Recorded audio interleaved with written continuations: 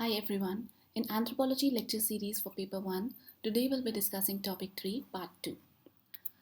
So basically in this lecture हम वो सारे पार्ट्स को कवर करेंगे जो हमने लास्ट लेक्चर में नहीं किया था, लाइक प्रिंसिपल गवर्निंग आपके प्रोडक्शन, डिस्ट्रीब्यूशन एंड एक्सचेंज, यहाँ पे आप देख सकते हैं, जिसके अंदर आपके रेसिप्रोसिटी, रीडिस्ट्रीब्यूशन एंड मार्केट आएंगे.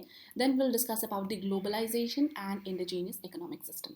ऑल्दो इट सीम्स कि ये तो काफ़ी छोटा टॉपिक हमारा बचा हुआ है, ये बहुत जल्दी कंप्लीट हो जाएगा, बट ऐसा नहीं है. हम ग्लोबलाइजेशन सबसे एंड में पढ़ेंगे. सबसे पहले हम पढ़ेंगे आपके principle governing production, distribution and exchange. इसके अंदर बेसिकली आपके बहुत सारे वैल्यू एडिशंस आएंगे, ठीक है.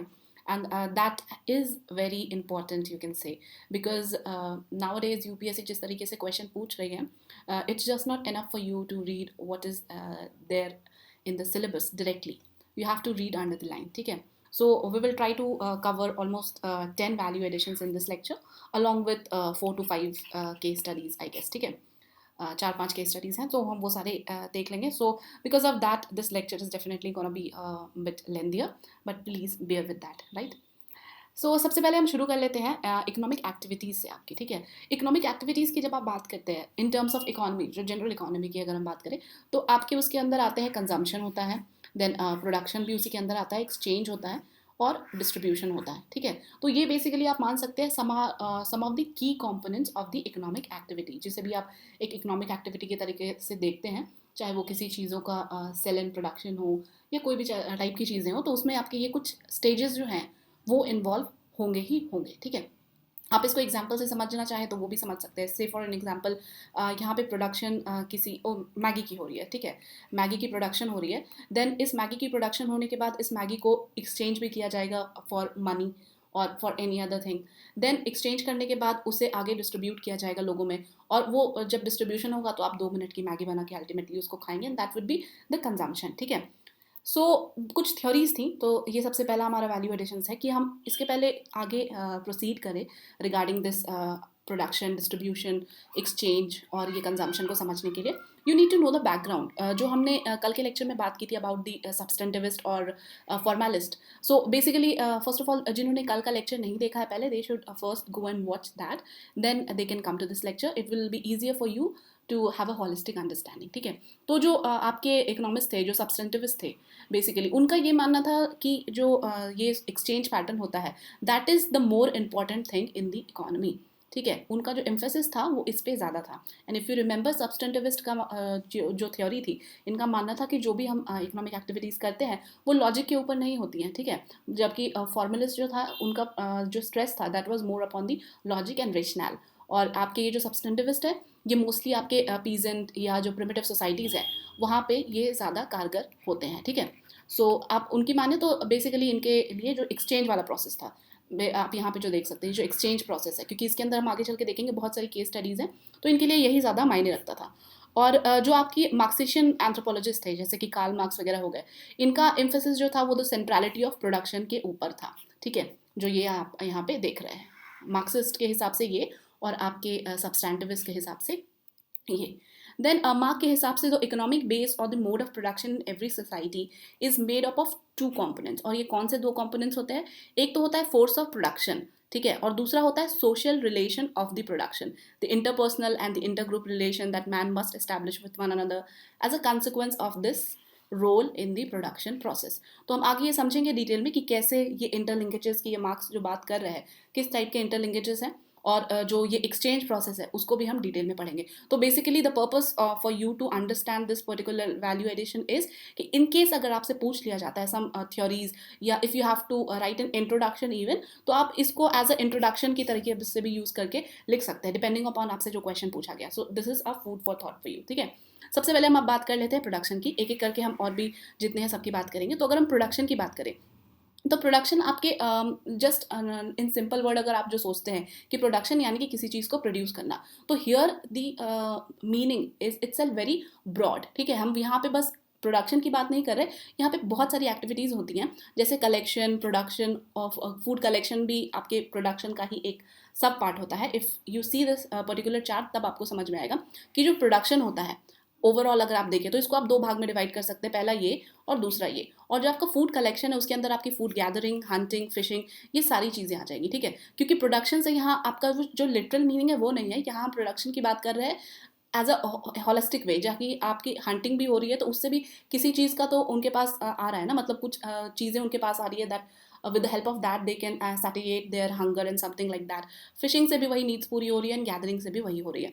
देन फूड प्रोडक्शन की अगर हम बात करते हैं तो इसके अंदर आपके हॉर्टिकल्चर आते हैं, पैस्टोरलिज्म आता है और इंटेंसिव एग्रीकल्चर आता है। And this horticulture you should not get confuse with the horticulture जो कि हम बात करते हैं कि जहाँ फ्रूट प्रोडक्शन हो रही है, ये सब हम आगे डिटेल में जानेंगे कि हॉर्टिकल्चर कैसे आज के प्रेजेंट हॉर्टिकल्चर से डिफरेंट है। एंथ्रोपोलॉजिस्ट इस हॉर्टिकल्चर को अलग तरीके से डिफाइन करते हैं, ठीक है। तो अभी उसमें जाने की ज़रूरत नहीं है, हम इसी लेक्चर में देख लेंगे आगे चल के। सो बेसिकली यही सारी चीज़ें हमने वहाँ पे देखी हैं। तो अब हम एक एक करके इन सभी को डिस्कस कर लेते हैं कि फूड कलेक्शन और उसके अंदर ये तीन, देन फूड प्रोडक्शन और उसके अंदर ये तीन। तो सबसे पहले अगर हम बात करें फूड कलेक्शन की, तो एक डेफिनेशन आप कुछ भी लिख रहे हैं, अगर आपसे food collection of the primitive societies या कुछ भी पूछ लिया जाए तो you have to define and you have to write some definition with some examples, ठीक है। जैसे एग्जाम्पल्स आप यहाँ पे देख सकते हैं। सबसे पहले हम अगर डेफिनेशन देखें तो food collection is encompassing the production strategies of hunting, fishing and gathering, as you can see, क्योंकि इसके अंदर तो सारे ही आते हैं, गैदरिंग, हंटिंग, फिशिंग सारे ही आ जाता है, ठीक है। And refer to all form of subsistence technology in which food is secured from naturally occurring resource such as wild plants, animal without significant domestication of either, ठीक है। बिकॉज बेसिकली जब आप food collection की बात करते हैं तो you generally can relate it to the primitive societies. आज के डेट में आपको इस तरीके के फूड प्रोडक्शंस करने वाले बहुत कम मिलेंगे, although there are tribes who is doing such a thing for the sustenance, but आपको आज के डेट में बहुत कम मिलेंगे। तो generally you can relate it to with that. Then food collection आपके ओल्डेस्ट सर्वाइवल स्ट्रैटेजीज में से है, क्योंकि सर्वाइवल स्ट्रैटेजी क्या, इंसान को हमने पहले भी डिस्कस किया था कि एक चाहिए क्या होता है, the basic thing that is very important is food. और ये फूड की उनकी नीड पूरी हो जाती है, देन उनके और बहुत ज़्यादा बड़े बड़े ख्वाब नहीं होते, ठीक है। रोटी, कपड़ा और मकान में पहले के लोगों के लिए बेसिकली उनके लिए जो खाना था that was more important, that roti was more important, ठीक है। अगर हम कुछ बात करें जो हंटिंग एंड गैदरिंग लाइवलीहुड के लिए अपना जीवन जो बसर करते हैं कुछ ऐसे ट्राइब्स, तो ऑस्ट्रेलियन एब्रोजिनीज जो हैं वो हैं, इन्यूट्स आपके जो आर्टिक रीजन में पाए जाते हैं उनको भी आप इनसे रिलेट कर सकते हैं। देन अंडमानीज में आपके ओंजाज एंड जरावाज, ऑल्दो आप आज के डेट में इनको देखेंगे तो ये बहुत ज़्यादा मेन स्ट्रीम लोगों के कॉन्टैक्ट में आने के बाद चेंज हुए हैं, but although you can include them as the hunter and gatherers, ठीक है। और आपके जो आसाम स्टेट में बहुत सारे ऐसे ट्राइब्स है, Karbis, Tiwas, Mising and Rabhas. Although when you go and study on the ground then you will find कि जो हम यहाँ पे बात कर रहे हैं बेसिकली ये पूरा का पूरा डेफिनेशन हो सकता है इनके ऊपर फिट ना बैठे, ठीक है। बट टेक्निकली स्पीकिंग ये इस टाइप के ट्राइब्स हैं जो ये हंटिंग एंड गैदरिंग और फूड कलेक्शन प्रैक्टिस करते हैं। आज के डेट में due to various circumstances in the development it might have change, but you can definitely quote the examples. Then यहाँ पे हमने बात कर ली है फूड कलेक्शन की, और एक फूड कलेक्शन के हिसाब से अब हम कुछ एक और चीज़ डिस्कस ये कर लेते हैं कि ये जो हमने चीज़ें यहाँ पे देखी, ठीक है, कि फूड कलेक्शन के अंदर ये चीज़ें होती हैं और ये सारे ट्राइब्स होते हैं, तो इससे कुछ ऑब्जर्वेशन सामने निकल के आती हैं। और ये ऑब्जर्वेशंस बेसिकली आपके एम्बर एंड अम्बर ने दी थी, और इनके हिसाब से ये बताया गया था, इनका ये मानना था कि आज के जो हंटर्स एंड गैदरर्स हैं जो कि हमने एग्जाम्पल्स में यहाँ पे देखे हैं, ठीक है, ये जो हंटर्स एंड गैदरर्स है, अगर आप इंडिया की बात कर ले, मिशिंग्स, ऑनजीज एंड जरावास जो भी आपको इंडिया में देखने को मिलेंगे, ये आप इनको रेलिका नहीं मान सकते ऑफ द पास्ट, ठीक है। They are not like the past, because इनके केस में जो केसेस है वो कुछ डिफरेंट इसलिए है because they are staying mostly in those locations, आप कह सकते हैं they are staying in geographical isolation, जहाँ पे बहुत सारी चीज़ें जो आज के कैपिटलिस्ट सोसाइटी में आपको देखने को मिलेगी वो सारी चीज़ें पॉसिबल नहीं हो पाती हैं, ठीक है। जैसे कि इनकी जो जोग्राफिकल लोकेशंस हैं या तो क्लाइमेट है, and because of that you see कि आज के डेट में भी ये जो ट्राइब्स हैं ये शिफ्टिंग कल्टिवेशन प्रैक्टिस करते हैं, और भी बहुत सारे अलग अलग इन्होंने मेन स्ट्रीम्स ऑक्यूपेशंस शुरू कर दिए हैं, ठीक है। So that is Y you can not compare it with the past. तो ये मानना था आपके एम्बर एंड एम्बर का। देन हॉन्जनमैन, इन्होंने भी एक अपनी तरफ से थ्योरी दी थी। इनके हिसाब से जो हंटर और गैदरर सोसाइटीज़ होती है, they are the egalitarian and does not recognise individual land rights and does not accumulate surplus food stuff, often as important source of status in agricultural societies. तो ये भी आपके कॉन्ट्रोडिक्ट करता है आज के हंटर्स एंड गैदरर्स को। Although if you see कि आपको ये हंटर्स एंड गैदरर्स मिलते हैं, mostly they will try to store the food in surplus, ठीक है। और जो हॉन्जमैन का मानना था कि पहले के जो प्रिमिटिव्स लोग होते थे उनका जो फूड कलेक्शन प्रोसेस होता था उसमें they were avoiding such a kind of an storing the food and food surplus वो नहीं रखते थे। और दूसरा जो ये लैंड राइट्स है, लैंड राइट्स उनके केस में डज नॉट एग्जिस्टेड, ठीक है, उनके केस में ऐसा कुछ भी नहीं होता था, लैंड राइट्स होते ही नहीं थे। जो कि आज की डेट में आप देखेंगे तो the things are very different, चाहे वो हमारा पीसा एक्ट के अंदर हो और ट्राइबल्स के जो राइट्स हो, वो सारी चीज़ें पहले के मुकाबले इट्स लाइक वेरी डिफरेंट। क्योंकि और जाहिर सी बात है, पहले आपके इस तरीके के पॉलिटिकल ऑर्गेनाइजेशंस नहीं होती थी, ये लेजिस्लेटिव सिस्टम्स नहीं होते थे, and because of that so basically you can kind of an present the contradictory point of view, अगर आपको किसी तरह के से आंसर में इसको यूज़ करना हो तो, ठीक है। और जो division of labour is largely basis on the sex, although ये आज के डेट में भी आपको मिल जाएगा, आज के डेट में भी आप देखेंगे कि there are certain things that is perform by the women and the certain things is perform by the men in the economic activities, ठीक है। और शैलिन को आप याद रखेंगे बिकॉज शैलिन ने काफ़ी ज़्यादा आपके इकोनॉमिक एंथ्रोपोलॉजीज पे अलग अलग थ्योरीज दी हैं, हम आगे इनके नाम को यूज़ करते रहेंगे, ठीक है, और इनकी थ्योरीज को भी हम देखते रहेंगे, इनकी जो क्या अंडरस्टैंडिंग रही है। और इनके हिसाब से इनका ये मानना था कि ये जो प्रिमिटिव सोसाइटीज़ थे, हंटर्स एंड गैदरर्स थे, they were the original affluent society. अब आप एफ्लुएंट से मानेंगे कि ओके इनके पास अंबानी के टाइप आंटीला तो नहीं हुआ करता था, then how could be they such a kind of an affluent society. So basically यहाँ एफ्लुएंसी का मतलब है कि आपको पता होगा कि जो दिमाग की शांति होती है, मन की शांति होती है, that is the utmost important thing. अगर आपका मन शांत नहीं होगा, आपका दिमाग शांत नहीं होगा, you won't have peace of mind, then आपको शायद कितने भी पैसे दे दिए जाए, वो यू वोंट फील गुड। तो शैलिन के हिसाब से जो ये हंटर्स एंड गैदरर्स थे, पहले वाले एक्चुअली वाले जो थे, they consume less energy per capita per year than the other group of the human beings, so that is of course true. और इनके हिसाब से जो इनकी एथनोग्राफिक डेटास है, जो इन्होंने एक्चुअली ग्राउंड पे जाके स्टडी किया था बहुत सारी प्रिमिटिव सोसाइटीज़ को और जो प्रेजेंट डे ट्राइब्स हैं उनको, it indicated that the hunters and gatherers worked far fewer hours and enjoyed more leisure than the typical member of the industrial society. So basically सब कुछ आपके यहाँ पे आ जाता है, leisure, अपना टाइम, खुद का time, where you wanted to do something productive for yourself, for your happiness, ठीक है, and because of that he referred to them as the affluence, ठीक है। सो ये कुछ आप नाम याद रख लेंगे, और इनके क्या पॉइंट ऑफ व्यू थे regarding the comparative between the primitive societies and the present day tribes, वो in terms of food collection या कंज्यूमरिज्म में भी आप इसको यूज़ कर सकते हैं कहीं ना कहीं, तो आप वो अपने हिसाब से एक बार देख लेंगे, ठीक है। देन हम फूड प्रोडक्शन की बात कर लेते हैं। सी फूड प्रोडक्शन का ओरिजिन तो काफ़ी पहले हमने न्यूलिथिक जब पढ़ा था उस टाइम पे भी हमने देखा, एग्रीकल्चर न्यूलिथिक के टाइम पे शुरू हो गया था धीरे धीरे, ठीक है। तो कल्टिवेशन प्रैक्टिस होने लगा था, सेडेंट्री लाइफस्टाइल भी थी, और जो कुछ आर्कियोलॉजिकल डेटास है that indicate that various forms of domestication of plants and animals arose independently in the 6 separate locale worldwide during the 8000 to 5000 BC। तो ये बेसिकली आपके कुछ इन्फॉर्मेशन है कि उस टाइम पे क्या शुरू हुए थे, ये हमने न्यूलिथिक के टाइम पे भी देखा हुआ है। तो ये आपके जोग्राफिकल रीजंस को बता रहा है कि कब कहाँ पे क्या शुरू हुआ, so this is important in that perspective. और एंथ्रोपोलॉजिस्ट का ये भी मानना है on its own the physical environment has been more of a limiting rather than of determining impact on the kinds of substance choice once made. See यहाँ पे हमारा कहने का क्या मतलब है कि आपको कुछ चीज़ें इन्वायरमेंट के वजह से करनी पड़ती है, ठीक है। आप ना चाहते हुए भी आपको उस तरीके की लाइफस्टाइल, चाहे वो फूड प्रोडक्शन का हो या आपके रहन सहन का तरीका हो, वो आपको इन्वायरमेंट के हिसाब से अपने आप को एडजस्ट करना पड़ता है। Even in case you see for today, ठंड होती है तो you started wearing sweaters and you started to stay in a very cosy environment. जैसे धीरे धीरे गर्मी आने लगती है, you change the entire lifestyle of your own. Specially जो नॉर्दर्न पार्ट ऑफ इंडिया में रहने वाले हैं, they could easily understand this thing, because यहाँ पे आपके एक बहुत डिस्टिंक्शन होता है अलग अलग सीजन्स में, यू चेंज अकॉर्डिंगली, ठीक है। आपके आसपास के एनवायरनमेंट को लेके आप चेंज होते हो, क्लाइमेटिक कंडीशन के हिसाब से आप चेंज होते हो। तो इनके हिसाब से यही था कि जो आपके इक्वेटर के रीजन्स है, वहाँ पे तो आपके फूड कलेक्टर्स आपको मिल जाएंगे, ठीक है, जो कि आपके प्लांट या इन सब चीज़ों पे डिपेंडेंट होते थे। लेकिन जैसे जैसे आप इक्वेटर के और दूर चले जाएंगे, तो वहाँ पे इस टाइप के जो फूड प्रोडक्शन है, दे वर नॉट पॉसिबल। आप देखें कि जो इन्यूट्स होते हैं जो आर्कटिक रीजन के आसपास आपको मिलेंगे, they are mostly dependent upon fishing, और छोटे छोटे एनिमल्स हैं उन पे डिपेंडेंट होते हैं, ठीक है। तो उन्होंने इस तरीके की लाइफस्टाइल, इस टाइप का जो सिस्टम है वो इसलिए अपनाया because they were force to do that.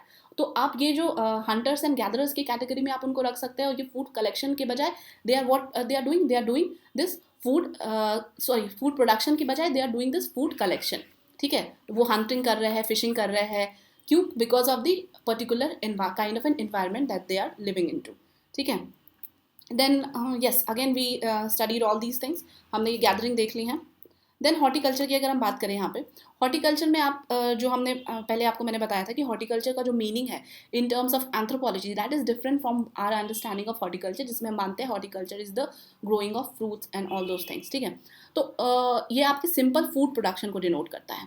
Simple food production से आपका मतलब क्या हो गया, जहाँ पे आप बहुत ज़्यादा टेक्निक्स यूज़ नहीं कर रहे हो, you are not using any kind of an fertilizer. Of course ये ऑर्गेनिक फार्मिंग की हम बात नहीं कर रहे, लेकिन हम ये उस फार्मिंग प्रैक्टिसेस की बात करें जो प्रिमिटिव सोसाइटीज़ में प्रैक्टिस की जाती थी.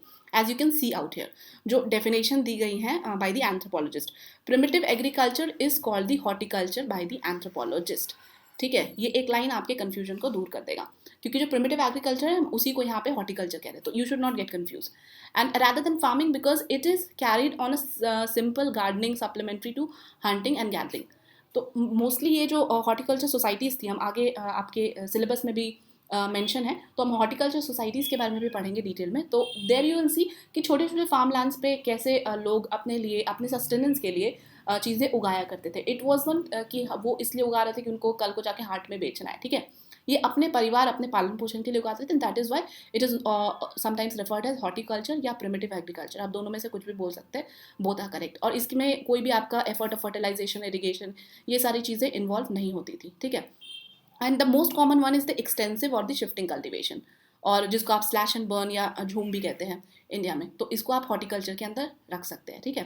और दिस मेथड ऑफ हॉर्टिकल्चर, ये बेसिकली आपके जूम को यहाँ मैंने पूरा मेंशन कर दिया है, तो those who are making notes out of the videos they can utilize it, क्योंकि आई अज्यूम कि आपको ये स्लैश एंड बर्न और इन सारी चीज़ों के बारे में तो पता होगा, but this is a kind of an notes that you can write down. ठीक है, तो इसलिए मैं इस पर इतना टाइम नहीं दे रही हूँ. और जो आपकी मोस्टली हॉर्टिकल्चर सोसाइटीज़ है, according to Ember and Ember, see Ember and Ember ने अपने व्यू पॉइंट्स रखे थे प्रिमिटिव्स को भी लेके. इनका ये कहना है that they do not rely on crops alone for food, but rely on a combination of subsistence strategy which include hunting, fishing, raising domestic animals like pig, chicken and goats. Of course हमने यहाँ definition में भी देख लिया था कि वो एक एज अ सप्लीमेंट्री यूज़ करते हैं उसको, supplementary to hunting and gathering. ठीक है, और एम्बर एंड नंबर का भी यही मानना था. सो basically you should try and mention all these things, because जब कभी भी आप किसी एंथ्रोपोलॉजिस्ट या सोशोलॉजिस्ट को मेंशन करते हो ना, तो दैट शोज कि you have some substance in your answer. That is why I am including all these things, ताकि आप उसको लिख सके याद करके. ठीक है. देन हम पैस्टोरलिज्म की बात कर लेते हैं. पैस्टोरलिज्म कहाँ था, एज यू कैन सी यहाँ पे हमने ये फूड प्रोडक्शन में हॉर्टिकल्चर बात कर ली. अब हम पैस्टोरलिज्म को बात करेंगे. Then at the end we will discuss about the intensive agriculture. So अगर हम पैस्टोरलिज्म की बात करें, तो pastoralism characterized by the heavy through rarely exclusive reliance on the herding of domesticated animals for living. Basically आपके जो गौचारे होते हैं, सॉरी गौचर होते हैं, ये उनकी बात करें. ठीक है. And it is usually practised in area not particularly amenable to agriculture such as grassland and other semi arid habitat. जैसा कि हमने पहले भी देखा था कि इन्वायरमेंट बहुत सारी चीज़ों को करने के लिए आपको मजबूर करता है.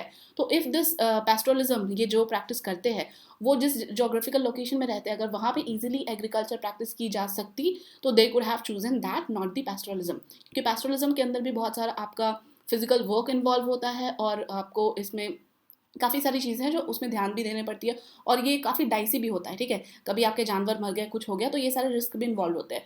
ऑफकोर्स वो फार्मिंग में भी होते हैं, बट हाँ, आपको ये चीज़ें ज़्यादा सेमी एरिड रीजन्स में देखें कि जहाँ पे आपको एग्रीकल्चर प्रैक्टिस ना होता हुआ दिखे. And this mobility might be permanent, nomadism और सीजनल. बेसिकली आप जब देखेंगे जो भी ये गौचर्स होते हैं, ये इधर से उधर आते जाते रहते हैं, बिकॉज इनको क्या चाहिए होता है, अपने पैस्टरल्स के लिए घास चाहिए होता है, चारा चाहिए होता है. तो एक जगह पे वो चर गए तो उनको कहीं ना कहीं रीलोकेट होना पड़ता है. आप एग्जाम्पल में लिखना चाहें तो आप भकरवाल्स के एग्जाम्पल को लिख सकते हैं. ये एक पैस्टोरल नोमैडिक कम्युनिटी है जो आपको पीरपंचल रेंज में मिलेगी. ठीक है. इनके केस में क्या होता है, they have to come like down stream आते हैं, और वहाँ पे इनको अपने जो हर्डिंग के लिए कैटल्स को छोड़ना पड़ता है, and then they keep on moving.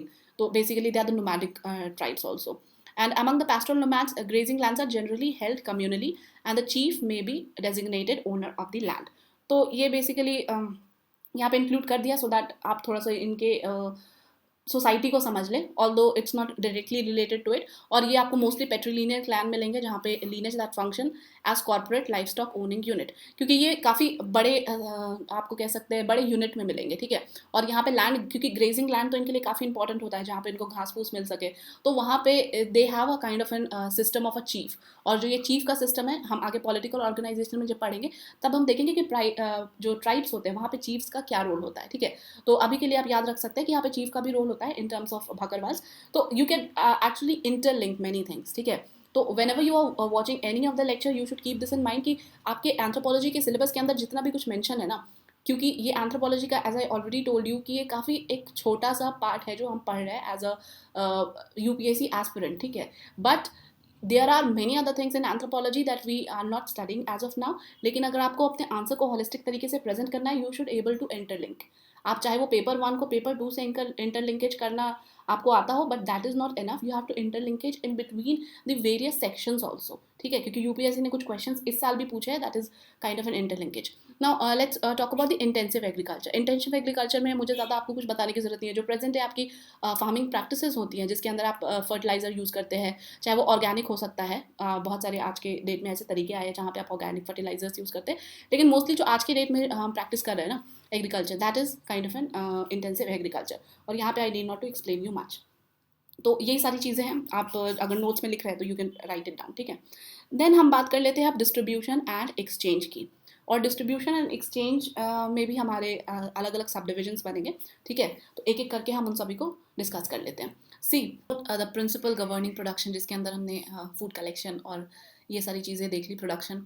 Then अब हम डिस्ट्रीब्यूशन एंड एक्सचेंज के ऊपर आ जाते हैं, ठीक है. And it is clearly mention, आपको रेसिप्रोसिटी, रीडिस्ट्रीब्यूशन और मार्केट के बारे में पढ़ना है. तो अब अगर हम यहाँ पे देखें, सबसे पहले अगर हम बात कर ले आपके जो डिस्ट्रीब्यूशन और एक्सचेंज है, इनके एक सिंपल से डेफिनेशन की. तो by distribution what you mean? It refers to the manner in which the goods are divided amongst the member of the society. तो ये काफ़ी सिंपल सी डेफिनेशन है, इसमें कोई रॉकेट साइंस नहीं है. देन एक्सचेंज की अगर हम बात करें, it's a process whereby those receiving goods are in turn obligated to reciprocate by giving the goods in return, ठीक है. और जो भी आपके ऑर्गेनाइज सोसाइटी में ऐसे एक्सचेंज चल रहे हैं. तो ये काफ़ी सिंपल डेफिनेशन है फॉर योर अंडरस्टैंडिंग कि ये डिस्ट्रीब्यूशन और एक्सचेंज होता क्या है, ठीक है. और अब हम इस सिस्टम को पूरा का पूरा 3 भाग में डिवाइड कर सकते हैं. That is reciprocity, redistribution and market exchange. तो अगर रेसिप्रोसिटी की अगर हम बात करें, रेसिप्रोसिटी के भी आपके 3 फॉर्म्स होते हैं. One is generalised reciprocity, then balanced reciprocity और नेगेटिव रेसिप्रोसिटी. अब एक एक करके हम देखेंगे ये क्या होते हैं. देन रीडिस्ट्रीब्यूशन है, उसके अंदर आपके 2 बेसिकली हम केस स्टडीज़ के हेल्प से इनको देखेंगे. देन जो आपका मार्केट एक्सचेंज है, उसमें भी आप 3 टाइप्स डिवाइड कर सकते हैं. ऑल्दो हम मार्केट को एज अ होल पढ़ेंगे. ये जो डिस्ट्रीब्यूशन आप देख रहे हैं और ये जो 3 सब डिविजन्स है, एक एक करके I won't be discussing this, ठीक है. हम इन तीनों को एक एक करके डिस्कस करेंगे. इनको हम केस स्टडीज़ के हेल्प से डिस्कस करेंगे.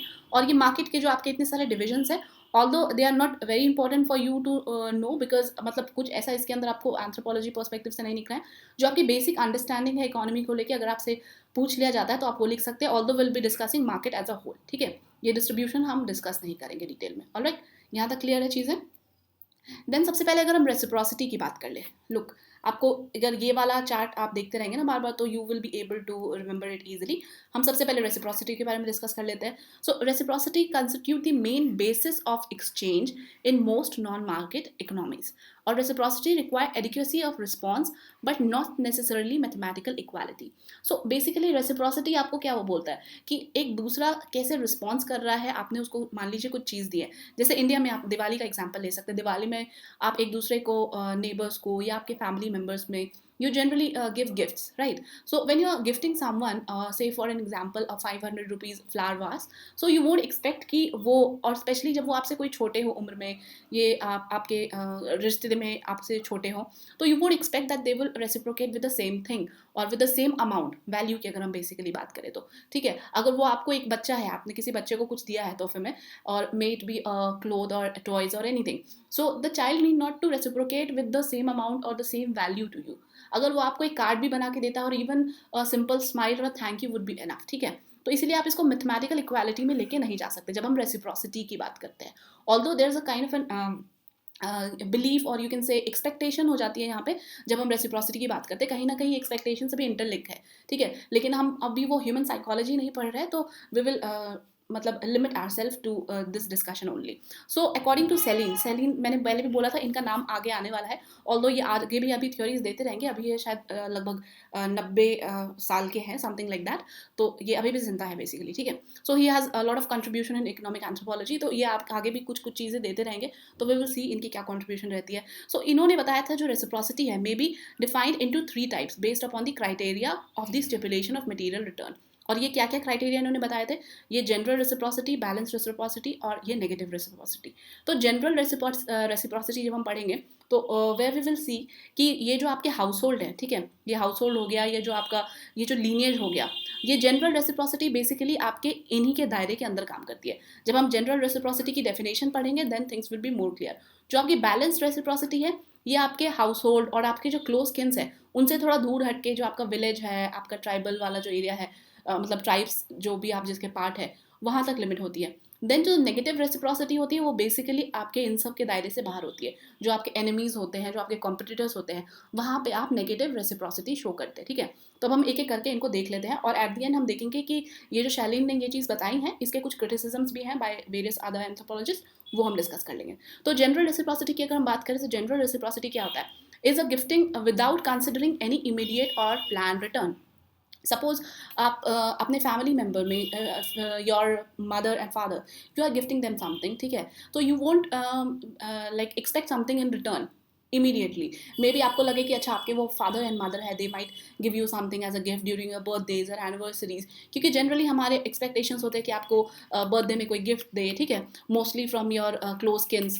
तो ये हम उसी एक्सपेक्टेशन और उसी रेसिप्रोसिटी की बात करें, that you can term as the generalised reciprocity. और ऐसी रेसिप्रोसिटी आपकी कहाँ होती है? बेसिकली क्लोज किन में, people sharing close emotional bond like parents, siblings, close friends, husband wife, ये सारे रिलेशंस आप इनके अंदर लिख सकते हैं, ठीक है. एज यू कैन सी ये जनरलाइज्ड रेसिप्रोसिटी का एक जीता जागता अच्छा सा एग्जाम्पल है. और वही शालीन ने यहाँ पे भी बताया था, राइट. ये आप इस ग्राफ से भी चीज़ों को प्रेजेंट कर सकते हैं.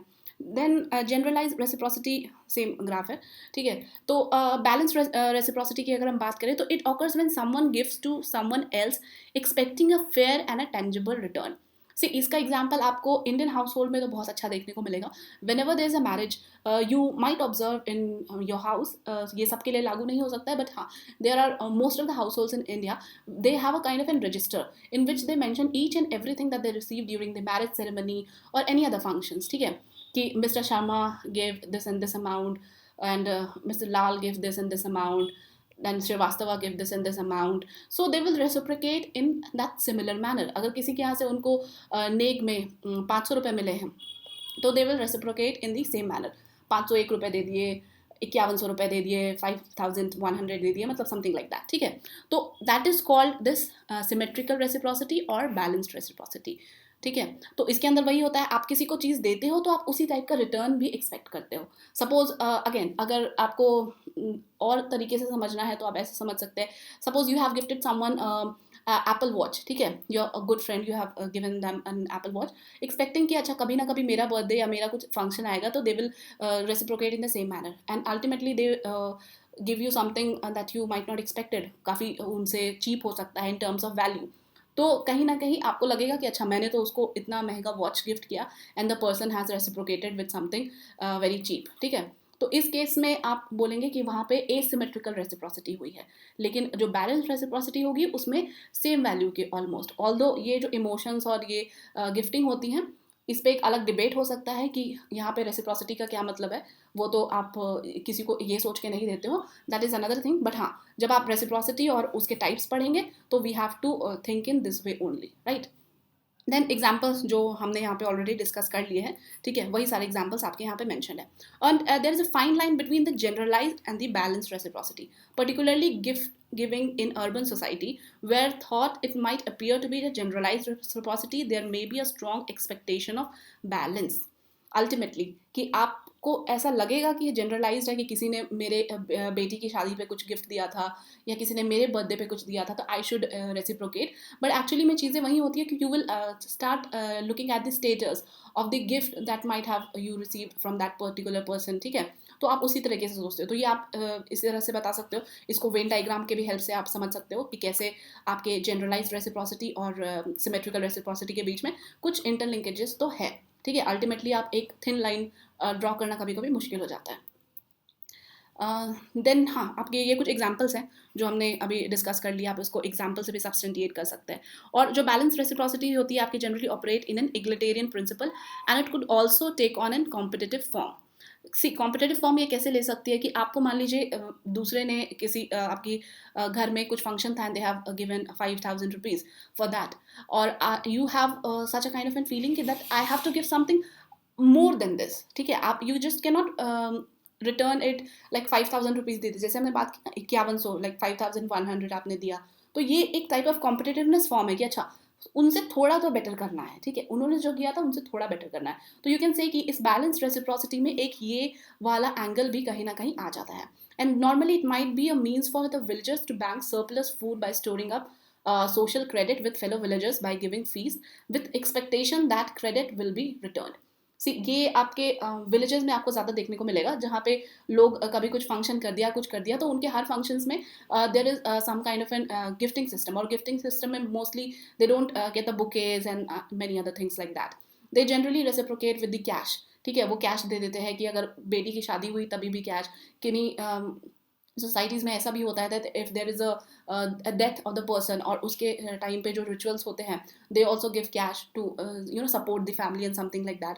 तो ये आपको विलेज में ये कल्चर देखने को मिलेगा, जहाँ पे ये रेसिप्रोसिटी को यूज़ करके people generally try to cash on it, कि वो अपने घर में कोई पार्टी दे दी, कुछ कर लिया, and they try to cash on it, and people will come, they will give some cash और एनीथिंग रिलेटेड टू दैट, ठीक है। तो आप ये कुछ एग्जाम्पल्स भी उस तरीके से मैंशन कर सकते हैं। सिमिलरली आपके पॉटलाच का एग्जाम्पल यहाँ पे दिया हुआ है, तो पॉटलाच हम जब आगे डिस्कस करेंगे तो we will see how there is a kind of an interlinkage, क्योंकि यहाँ पे तो ये अपने क्रेडिट जो उनके सोशल क्रेडिट है बेसिकली उसको गेन करते हैं, तो ये सोशल क्रेडिट भी गेन करते हैं, और जो आपके एक्चुअल कैश होते हैं वो भी गेन करते हैं, क्योंकि किसी ने पार्टी दी, बहुत लाविश पार्टी दी, तो उसका नाम तो होगा ना भाई, गाँव में बिरादरी में people will say such and such person has thrown a lavish party और समथिंग लाइक दैट। तो एक तरह से उनका स्टेटस भी बढ़ेगा और दूसरा उनको फ़ायदा भी होगा। तो यही आपका पोर्टलाज के जब हम केस स्टडी पढ़ेंगे उसमें भी कुछ इसी टाइप की चीज़ें आपको देखने को मिलेंगी, ठीक है। Now let's see a case study of this reciprocity, ठीक है।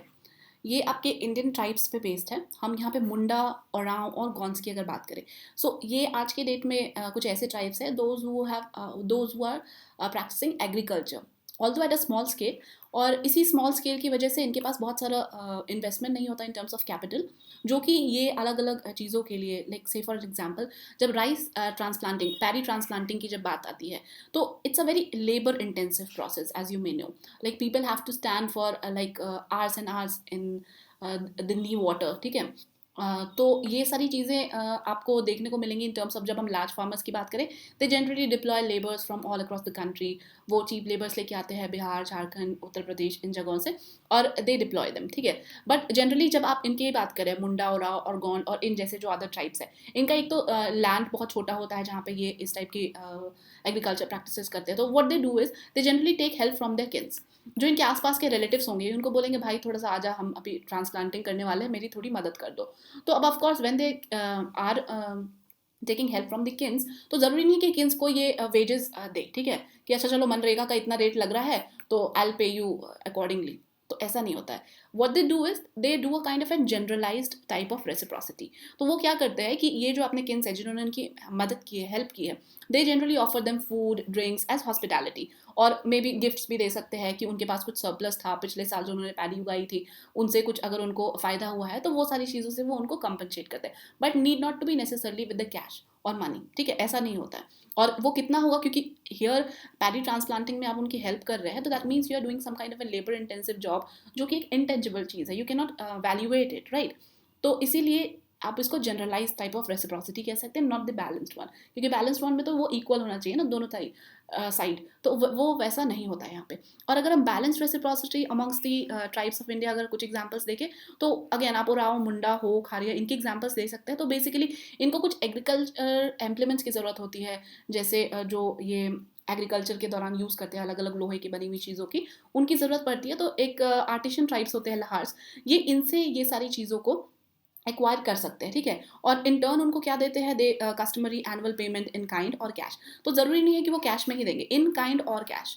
तो हो सकता है ये ओराव, मुंडा कुछ ऐसी चीज़ अच्छी करते हो that they can reciprocate to Lohars, of course जितना उनका वैल्यूएशन होगा उस हिसाब से, कि अगर मान लीजिए इनमें से खारिया कोई ऐसी ट्राइब है, ये अगर कुछ बना रही होगी, तो इन्होंने बोला कि लहार्स को कि तुम ये रख लो, इसका वैल्यूएशन जो है, जो तुमने हमने लोहे की जो चीज़ें दी हैं, मोर और लेस उसकी जितनी ही होगी, ठीक है। अगर आप इसको किसी तरह से प्रेजेंट करना चाहें तो you can present it in that way. Although ये एक दूसरा एग्जांपल था that I have like used earlier, तो आप इसको भी देख सकते हैं। जैसे मान लीजिए बिरहौर, मोहाली, चिरक और असुरा, ये अलग अलग ट्राइब्स है, और ये जो मुंडा, ओराव, हो, खारिया, ये सारे ट्राइब्स है। तो इन्होंने क्या किया, mostly they are the agricultural one, ये एग्रीकल्चर प्रैक्टिस करते हैं, तो ये फूड प्रोडक्शन में दूसरों को हेल्प कर सकते हैं, मदद कर सकते हैं। और ये जो बिरहौर है, बिरहौर भी एक टाइप के फूड प्रोडक्शन में इन्वॉल्व है, तो इन्होंने भी कुछ फूड प्रोडक्शन करके दिया। ये बुरा मुंडा उराव, इन्होंने इनको रोप दे दिया, इन्होंने असुरा ने इनको आयरन इक्विपमेंट्स दे दिए, महाली ने इनको बास्केट दे दिया, उन्होंने बदले में उनको फूड दे दिए।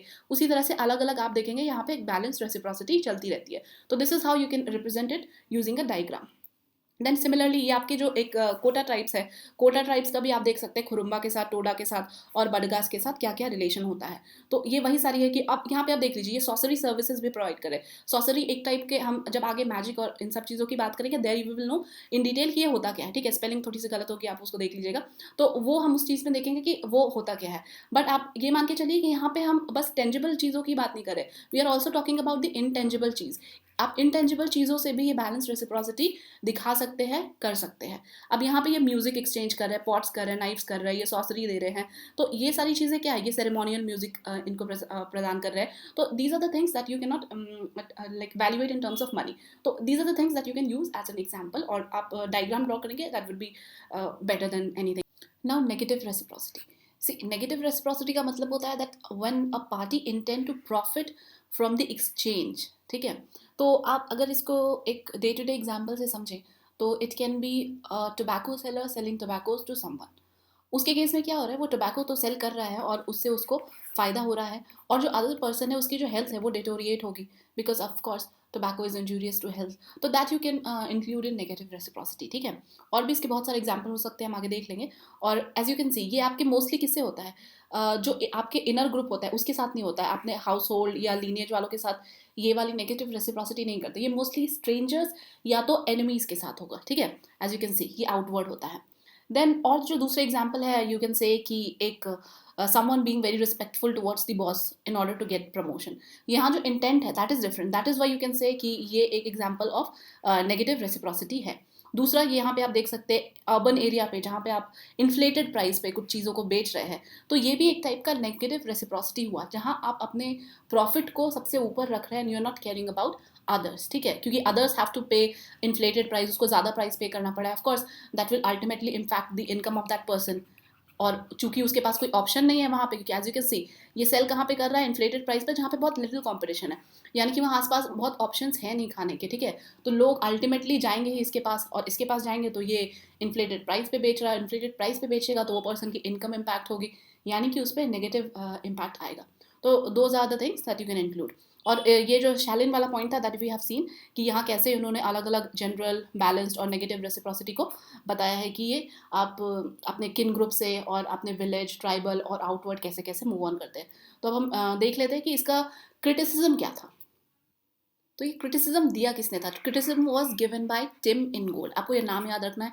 और किसका क्रिटिसिज्म दिया था, मार्शल सैलिन के मॉडल का। कौन से मॉडल का, this model that we are talking about. Marshall Sahlin का क्या बोलना था कि ये जो आपके हाउस होल्ड या किन ग्रुप है वहाँ पे जनरली आप जनरल रेसिप्रोसिटी देखते हैं, देन जैसे जैसे आप आउटवर्ड मूव करते हैं आप बैलेंस रेसिप्रोसिटी देखते हैं, देन आपका आता है नेगेटिव रेसिप्रोसिटी। टिम गोल्ड का कहना था कि ऐसा नहीं है, आपकी जो ये हाउस होल्ड है इसमें आप दो टाइप की रेसिप्रोसिटी, पॉजिटिव और नेगेटिव देख सकते हैं, ज़रूरी नहीं है कि यहाँ पे केवल जनरल रेसिप्रोसिटी ही हो। और सिमिलरली जैसे जैसे आप आउटवर्ड मूव करेंगे वहाँ पे भी पॉजिटिव या नेगेटिव रेसिप्रोसिटी हो सकती है, ठीक है। तो इन्होंने कुछ एग्जाम्पल्स देके इसको समझाने की कोशिश की थी। एज यू कैन सी इन्होंने ये बताया था that sharing is positive and demand is negative. आप इस तरीके से समझ सकते हैं, समझ लीजिए एक सन है, एक बच्चा है, and he is demanding a bicycle, ठीक है। और वो ऐसी वैसी बाइसाइकिल नहीं मांग रहा है, वो बिल्कुल फायरफॉक्स की उसे गियर वाली साइकिल चाहिए, ठीक है। तो इसके लिए the father has to pay 25K, और that may be is like out of the budget for the father, और मे be like too expensive.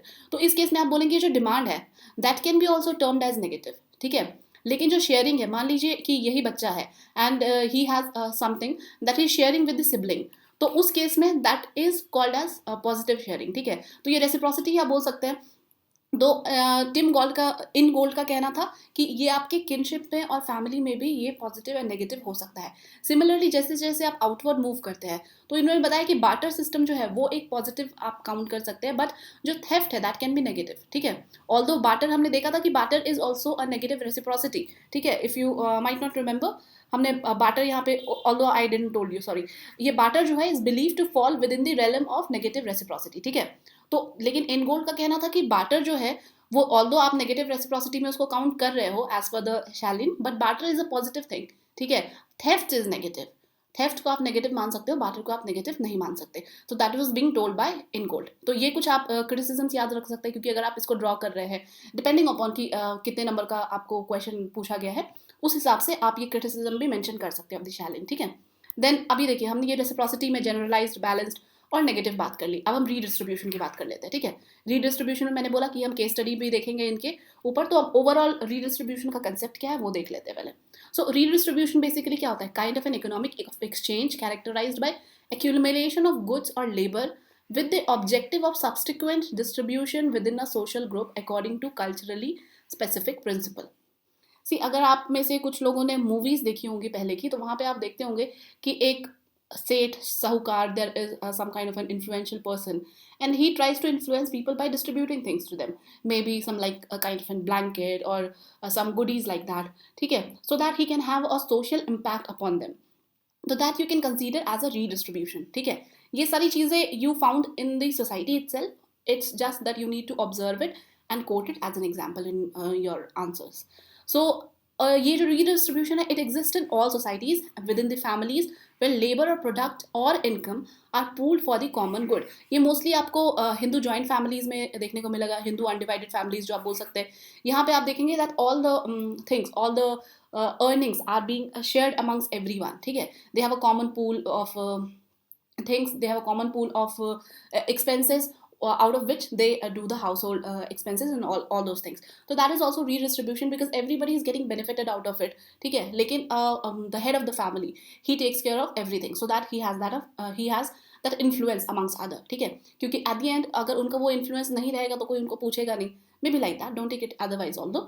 Or while it serves as a mechanism for dispensing goods within a society, it could also be a means for a chief to consolidate his political power and gain in prestige. See, this thing that you can see, especially in politics, अगर आप Tamil Nadu की politics को भी follow करेंगे, तो you might see that there are every now and then some kind of goodies being offered to the masses, or not even like Tamil Nadu, although वहाँ पे थोड़ा ज़्यादा prominently दिखता है।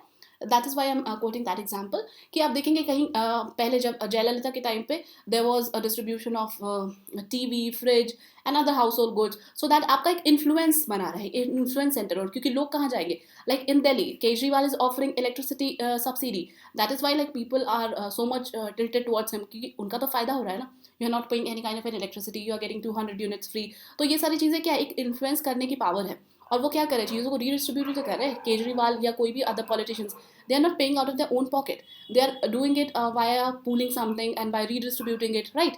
So that is how you can understand it. यहाँ आप Electral bond का भी एग्जाम्पल देखिए, थोड़ा बहुत उसमें भी कुछ केस स्टडी की तरह यूज़ कर सकते हैं, that is up to you, ठीक है। और ये आपके जो बिग मैन हम आगे पढ़ेंगे कि बिग मैन ऑफ मेलेनेशियास क्या होते हैं, वो एक्चुअली इस टाइप के कंसेप्ट को यूज़ करते हैं, ठीक है। तो उनका ये नहीं होता है कि वो लोगों का भला करना चाहते हैं, they are like kind of redistributing things among other.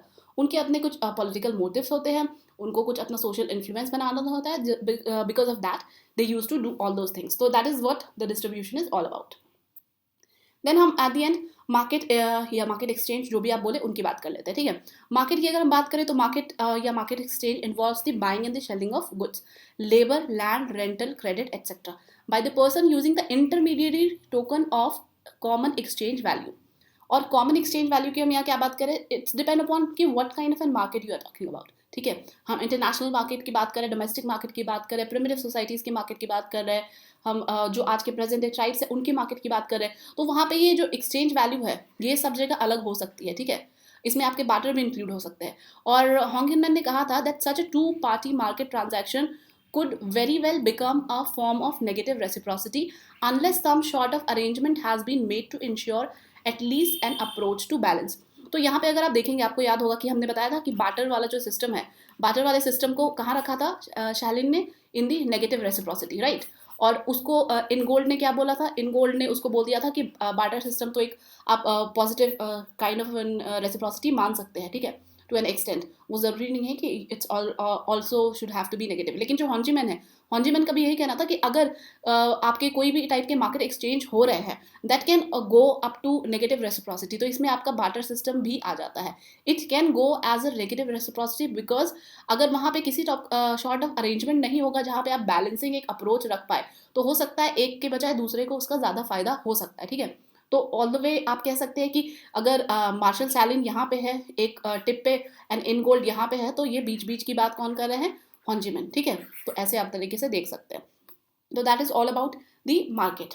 और दूसरी जो आपकी सिंपल सोसाइटीज़ है वहाँ पे जो मार्केट है they may signify much more than a place where economic transactions are perform.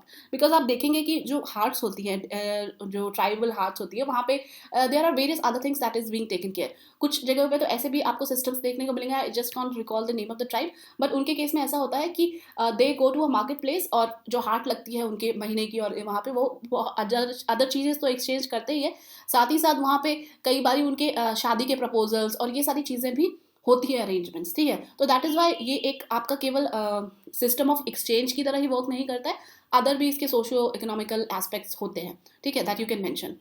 जैसे कि आप ये ट्राइबल इंडिया के जो हार्ट्स और उनके बारे में यहाँ पे ये बता रहे हैं, as you can see arrange marriages होते हैं, local gossips and renew friendship. हो सकता है लोगों आप मान लीजिए कोई ऐसे है जो माउंटेनियस ट्राइब्स है, वो ऊपर में रहते हैं, मतलब माउंटेन्स के ऊपर रहते हैं, तो दे रेयरली कम डाउन, और जब वो एक बार आते हैं तो सारा इकट्ठे जो सारा उनका काम वाम है एक साथ करके चले जाते हैं। तो that is why it serves a very important purpose this entire market, ठीक है। आप कह सकते हैं इसमें बहुत सारे पर्पसेस सर्व होते हैं, राइट। तो अब देखिए आपने हमने रेसिप्रोसिटी कर लिया, रीडिस्ट्रीब्यूशन हमने देख लिया, देन मार्केट हमने देख लिया। एज आई टोल्ड यू हम यहाँ पे केस स्टडी डिस्कस करेंगे, और ये temporal market, peripheral market, permanent market, ये आप टॉपिक चाहे तो गूगल आउट भी कर सकते हैं, it will be easier for you to understand, ठीक है। ऑल्दो एग्जाम में इतना डिटेल में तो शायद पूछा जाए, लेकिन हाँ अगर पूछा जाए तो you can write it down. तो अब हम बात कर लेते हैं अबाउट द रीडिस्ट्रीब्यूशन के जो दो हमने बताए केस स्टडीज़ की। तो सबसे पहले आपका कुला रिंग, ठीक है। अब ये कुला रिंग हम पहली लेक्चर से बात करते आ रहे हैं, मतलब जो आपका टॉपिक 3 का पार्ट 1 वाला लेक्चर है उसमें भी आई टोल्ड यू कि हम कुला रिंग के केस स्टडी को डिस्कस करेंगे। So now let's talk about it. I will tell you the concept, ठीक है, और जितना भी लिटरेचर है you can write it down अगर आपको लिखना हो तो, ठीक है। तो अगर मैं बात करूँ इस कुला रिंग की, तो basically this is a ceremonial exchange. अब एक्सचेंज किन चीज़ों का होता है, किस बेसिस पे होता है, that we will see, but first of all you need to know ये कहाँ पे प्रैक्टिस किया जाता है। तो this is mostly known by the Trobriand islanders of New Guinea. Papua New Guinea आपको पैसिफिक ओशन में मिलेगा, as you can see Papua New Guinea आप देख सकते हैं यहाँ पे है, ठीक है, पैसिफिक ओशन में है ये। और there are various other small island groups as you can see, ठीक है। And all these island groups have different skill sets and resources. इनमें से कुछ ऐसे हैं that they have stony islands, and वहाँ पे वो कुछ स्टोन या बीड्स उनकी मदद से कुछ चीज़ें बनाते हैं। कुछ ऐसे हैं जहाँ पे वो किसी टाइप का कल्टीवेशन या प्रोडक्शन करते हैं, एग्रीकल्चर प्रोड्यूस करते हैं। कुछ ऐसे हैं that they make baskets and something else. So basically every one have different skill sets and different resources, so because of that they all are complementary to each other. लेकिन अब इनको एक type का सिस्टम बनाना था of trading. आपने जैसे सुना होगा सिल्क रूट का नाम, ठीक है, even the belt and road initiative of China, वो although it is a very different trajectory in itself, but yeah you can relate to it. ये जो कुला रिंग था ये मोस्टली उन्हीं चीज़ों से रिलेटेबल था, ये भी एक टाइप का ट्रेड रूट था। अब ये ट्रेड रूट कैसे फॉलो होता था इसके भी कुछ सिग्निफिकेंसेस थे। सी ये एक आप मान सकते हैं कुला रिंग को आप इसे रिप्रेजेंट कर सकते हैं, ठीक है। तो कुला रिंग के अंदर ना दो टाइप के ऑर्नामेंट्स होते थे, दो ऑर्नामेंट्स, ये कौन कौन से होते थे, one was Mauli and another one was Salava. So basically Salava was first one and this Mauli is second one, ठीक है। फॉर सिंप्लिसिटी पर्पस आप याद रख लीजिए फर्स्ट वन, क्यों, क्योंकि ये ट्रेड होता था क्लॉकवाइज डायरेक्शन में, और जो ये मावली थी ये ट्रेड होती थी एंटी क्लॉकवाइज डायरेक्शन में, ठीक है। We will understand with the help of an diagram, but उसके पहले कुछ चीज़ें हैं जो आपको ध्यान में रखनी है। ये जो ट्रेड है ये मोस्टली आपके मेन टू मेन एक्सचेंज ही होता था, मतलब इसमें वुमेन इन्वॉल्व नहीं होती थी, और ये एक टाइप की ऐसी सेरेमनी होती थी जिसमें जो एक्सचेंज किया जाता था, जो लोग होते थे उनको काफ़ी एज अ गेस्ट की तरह भी ट्रीट किया जाता था। मतलब ये just not trade, it was also so much related to the socio cultural aspect as well. As you can see, अगर मैं आपको बताऊँ, मान लीजिए आइलैंड ए है, ये आइलैंड बी है, ये आइलैंड सी है, और ये आइलैंड डी है, ठीक है। तो ये कुछ ग्रुप ऑफ आइलैंड है, ऑल्दो इतना ज़्यादा अच्छे से ये अरेंज नहीं है सारे आइलैंड्स, बट मान लीजिए आप इस तरीके से हैं। तो अगर इनको ट्रेड करना है from the like clockwise direction, तो ये क्या एक्सचेंज करेंगे, सोलोवा, ठीक है। तो सोलोवा कैसे जाएगा, मान लीजिए सोलोवा यहाँ से जा रहा है, सोलोवा को आई डिनोट विथ एस, तो ये क्लॉकवाइज डायरेक्शन में जा रहा है और सोलोवा क्लॉकवाइज डायरेक्शन में जा रहा है, तो ये इसको रिटर्न में क्या देगा, मावली, ठीक है। अब मान लीजिए बी के पास कुछ चीज़ें हैं, वो सी को दे रहा है, तो इसने सी को क्या दिया, सोलोवा, सी ने इसको क्या वापस किया, मावली। देन सिमिलरली सी को डी से कुछ खरीदना है, तो ये क्लॉकवाइज डायरेक्शन में इसको क्या देगा, सोलोवा, ये इसको रिटर्न में क्या देगा, मावली। And same goes with this, ठीक है, और ये इसको क्या देगा, मावली।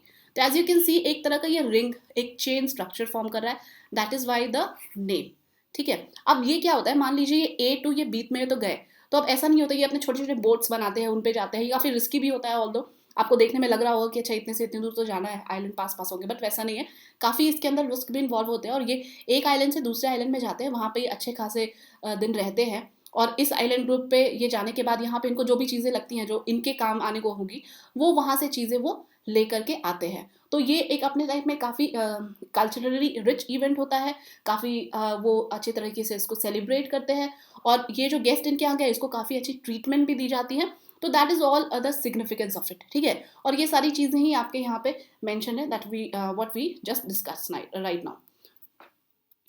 देन ये आप देखिए, जो हमने ये पिक्चर ड्रॉ किया ना यहाँ पे, ये वाला, वही चीज़ यहाँ पे भी दिखाई गई है, ठीक है। And that is how you can represent it. और ये वाले ट्रोबेडाइड आइलैंडर्स हैं सारे, और ये पपुआ न्यू गिनिया के यहाँ पे रिप्रेजेंटेटिव पर्पस के लिए इस तरह से बनाया हुआ है, ठीक है।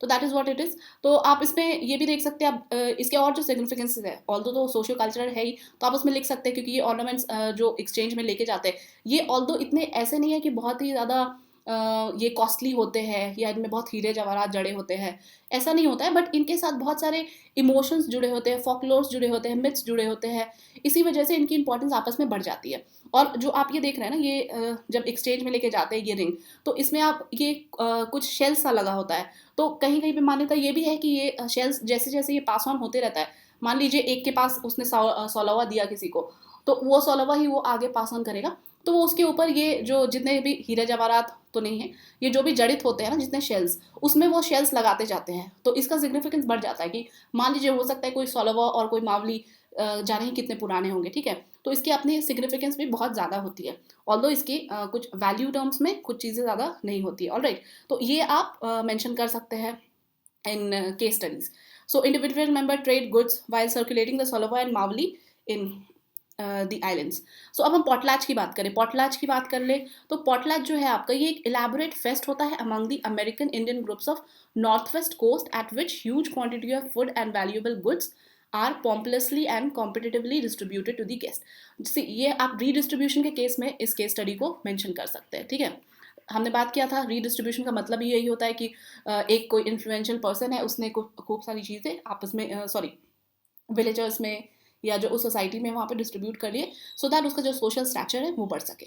और ये जब पॉटलैच की बात करते हैं, तो पॉटलैच पर्टिकुलरली आपके north west coast of America में प्रैक्टिस किया जाता है, ठीक है। सो दैट इज़ वाई ये वहाँ के सिग्निफिकेंस के हिसाब से आप इसको बाय द नेम इंक्लूड कर सकते हैं, ऑल्दो आपको रीडिस्ट्रीब्यूशन टाइप की चीज़ें और भी बहुत जगहों पर देखने को मिलेंगी, ठीक है। आप यहाँ पे देख सकते हैं। और ऐसे यहाँ पे एक और एग्जाम्पल भी मेंशन है, that similar feast organised among the Melanesian societies, जो कि आपकी न्यू गिनिया में है। सी पपुआ न्यू गिनिया अपने आप में बहुत इंटरेस्टिंग आइलैंड है, क्योंकि वहाँ पे इतने वो जो आर्किपेलागो है, वहाँ पे बहुत सारे छोटे छोटे आइलैंड्स हैं, वहाँ पे आप अलग अलग टाइप के ट्राइब्स को देख सकते हैं, ठीक है, जिनके जो सोशो कल्चरल एस्पेक्ट्स है वो मॉडर्न डे पर्सन्स जो हैं हम उनसे काफ़ी डिफरेंट है। So they have lot many interesting things that we can study and learn. और ये जो फेस्ट होते हैं, ये बहुत सारे विलेजर्स और इवन आसपास के विलेजर्स भी अटेंड करते हैं, और इसका जो एक पर्पस है वो कई बार ये भी होता है कि आप सरप्लस जो फूड है वो स्टोर तो कर लेते हैं, और एक टाइम पे जाके आप उसी स्टोर्ड फूड को यूज़ करते हैं फॉर फीस्टिंग पीपल, क्योंकि उससे दो फायदे होते हैं। एक तो आपका जो फूड है वो वेस्ट नहीं होता है, आपने अल्टीमेटली उस फूड को यूटिलाइज कर लिया, और उस फूड को यूटिलाइज कर लिया और आपने लोगों को जब वो खाना खिलाया, लोग भी खुश हो गए, तो आपका सोशल स्टैचर भी बढ़ गया, आपका जो फूड है वो भी यूटिलाइज हो गया, तो आपकी तो हर जगह वाहवाही होगी, ठीक है। तो एक पर्टिकुलर एग्जाम्पल है इन दिस पॉटलैच के केस में। इनके केस में ये क्या करते हैं, जो पिग्स होते हैं, because as you might know America में कॉर्न और पिग ये सब आपको काफ़ी देखने को मिलेगा। तो कॉर्न की जब प्रोडक्शन होती है उसको जब वो स्टोर नहीं कर पाते हैं तो वो क्या करते हैं, वो सारा जो कॉर्न है वो पिग्स को खिला देते हैं। अब पिग्स ज़्यादा से ज़्यादा कॉर्न खाएंगे यानी कि मोटे भी हो जाएंगे, तो इससे क्या होता है कि उनकी जो साइज़ है वो बहुत अनमैनेजेबल एक तरीके से हो जाती है, वो बहुत बड़े हो जाते हैं, बहुत ताकतवर भी हो जाते हैं, जिसकी वजह से वो जो क्रॉप्स हैं आसपास के, क्योंकि अल्टीमेटली वो जो फील्ड है उसी के पास रहते हैं, घर में तो रहते नहीं है ना, तो वो उसको डिस्ट्रॉय करना शुरू कर देते हैं। और ये डिस्ट्रॉय करना शुरू कर देते हैं, अल्टीमेटली उनको स्लॉटर कर दिया जाता है। अब स्लॉटर कर दिया है तो इतना खिलाया पिलाया था, they just can't let it go, then they do a kind of an feast, जिसमें वो विलेजेस से लोगों को इनवाइट करते हैं और जो एक्सेस फूड था पिग्स बेसिकली उसको वो डिस्ट्रीब्यूट कर देते हैं, और जिससे ये फीस्ट बन जाता है, जो कि आपस में एक तरीके से आप मान लीजिए जो बिगमेंस है ऑफ मेलेनिशियाज, उसके यहाँ भी ये चीज़ प्रैक्टिस की जाती है इन द सेम मैनर। और ये जो बिगमेंस हैं ये इसको प्रैक्टिस करते हैं so that they can have good influence amongst the people in the society, ठीक है। और ये big man of Melanesia society भी इस टाइप का कल्चर को अडॉप्ट करते हैं और फॉलो करते हैं। और हम ये जब बात करें, जो हम रीज़न की बात कर रहे थे in case of America, as you can see ये जो पार्ट है, this is where the potlatch is practice, ठीक है। तो that you can see, and this is old picture in which you can see how people are dancing, they are celebrating and they are having the feast, ठीक है।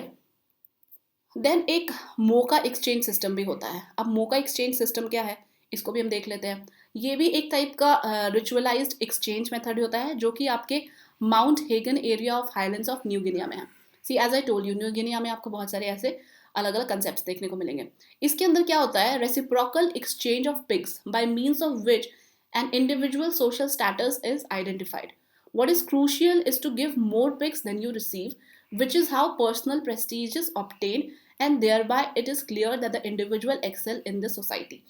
तो इसमें basically आप pics दे रहे हैं, आप कोई फीस्ट नहीं दे रहे हैं, आप पिक्स को ही दे रहे हो किसी और को, और बदले में आप ये सोच रहे हो कि somebody has to give you something in exchange, maybe the pics only, या कुछ और चीज़ें भी हो सकती है, लेकिन जो वैल्यू होगी और इन टर्म्स ऑफ नंबर या जो कुछ भी बोल लीजिए वो ज़्यादा होना चाहिए, if you have to maintain a kind of an status, ठीक है। अगर आपको दिखाना है कि okay I am the one, I have given something more than what I have receive, क्योंकि इससे भी आपकी सोसाइटी में एक से बनती है, इन्फ्लुएंस बनता है।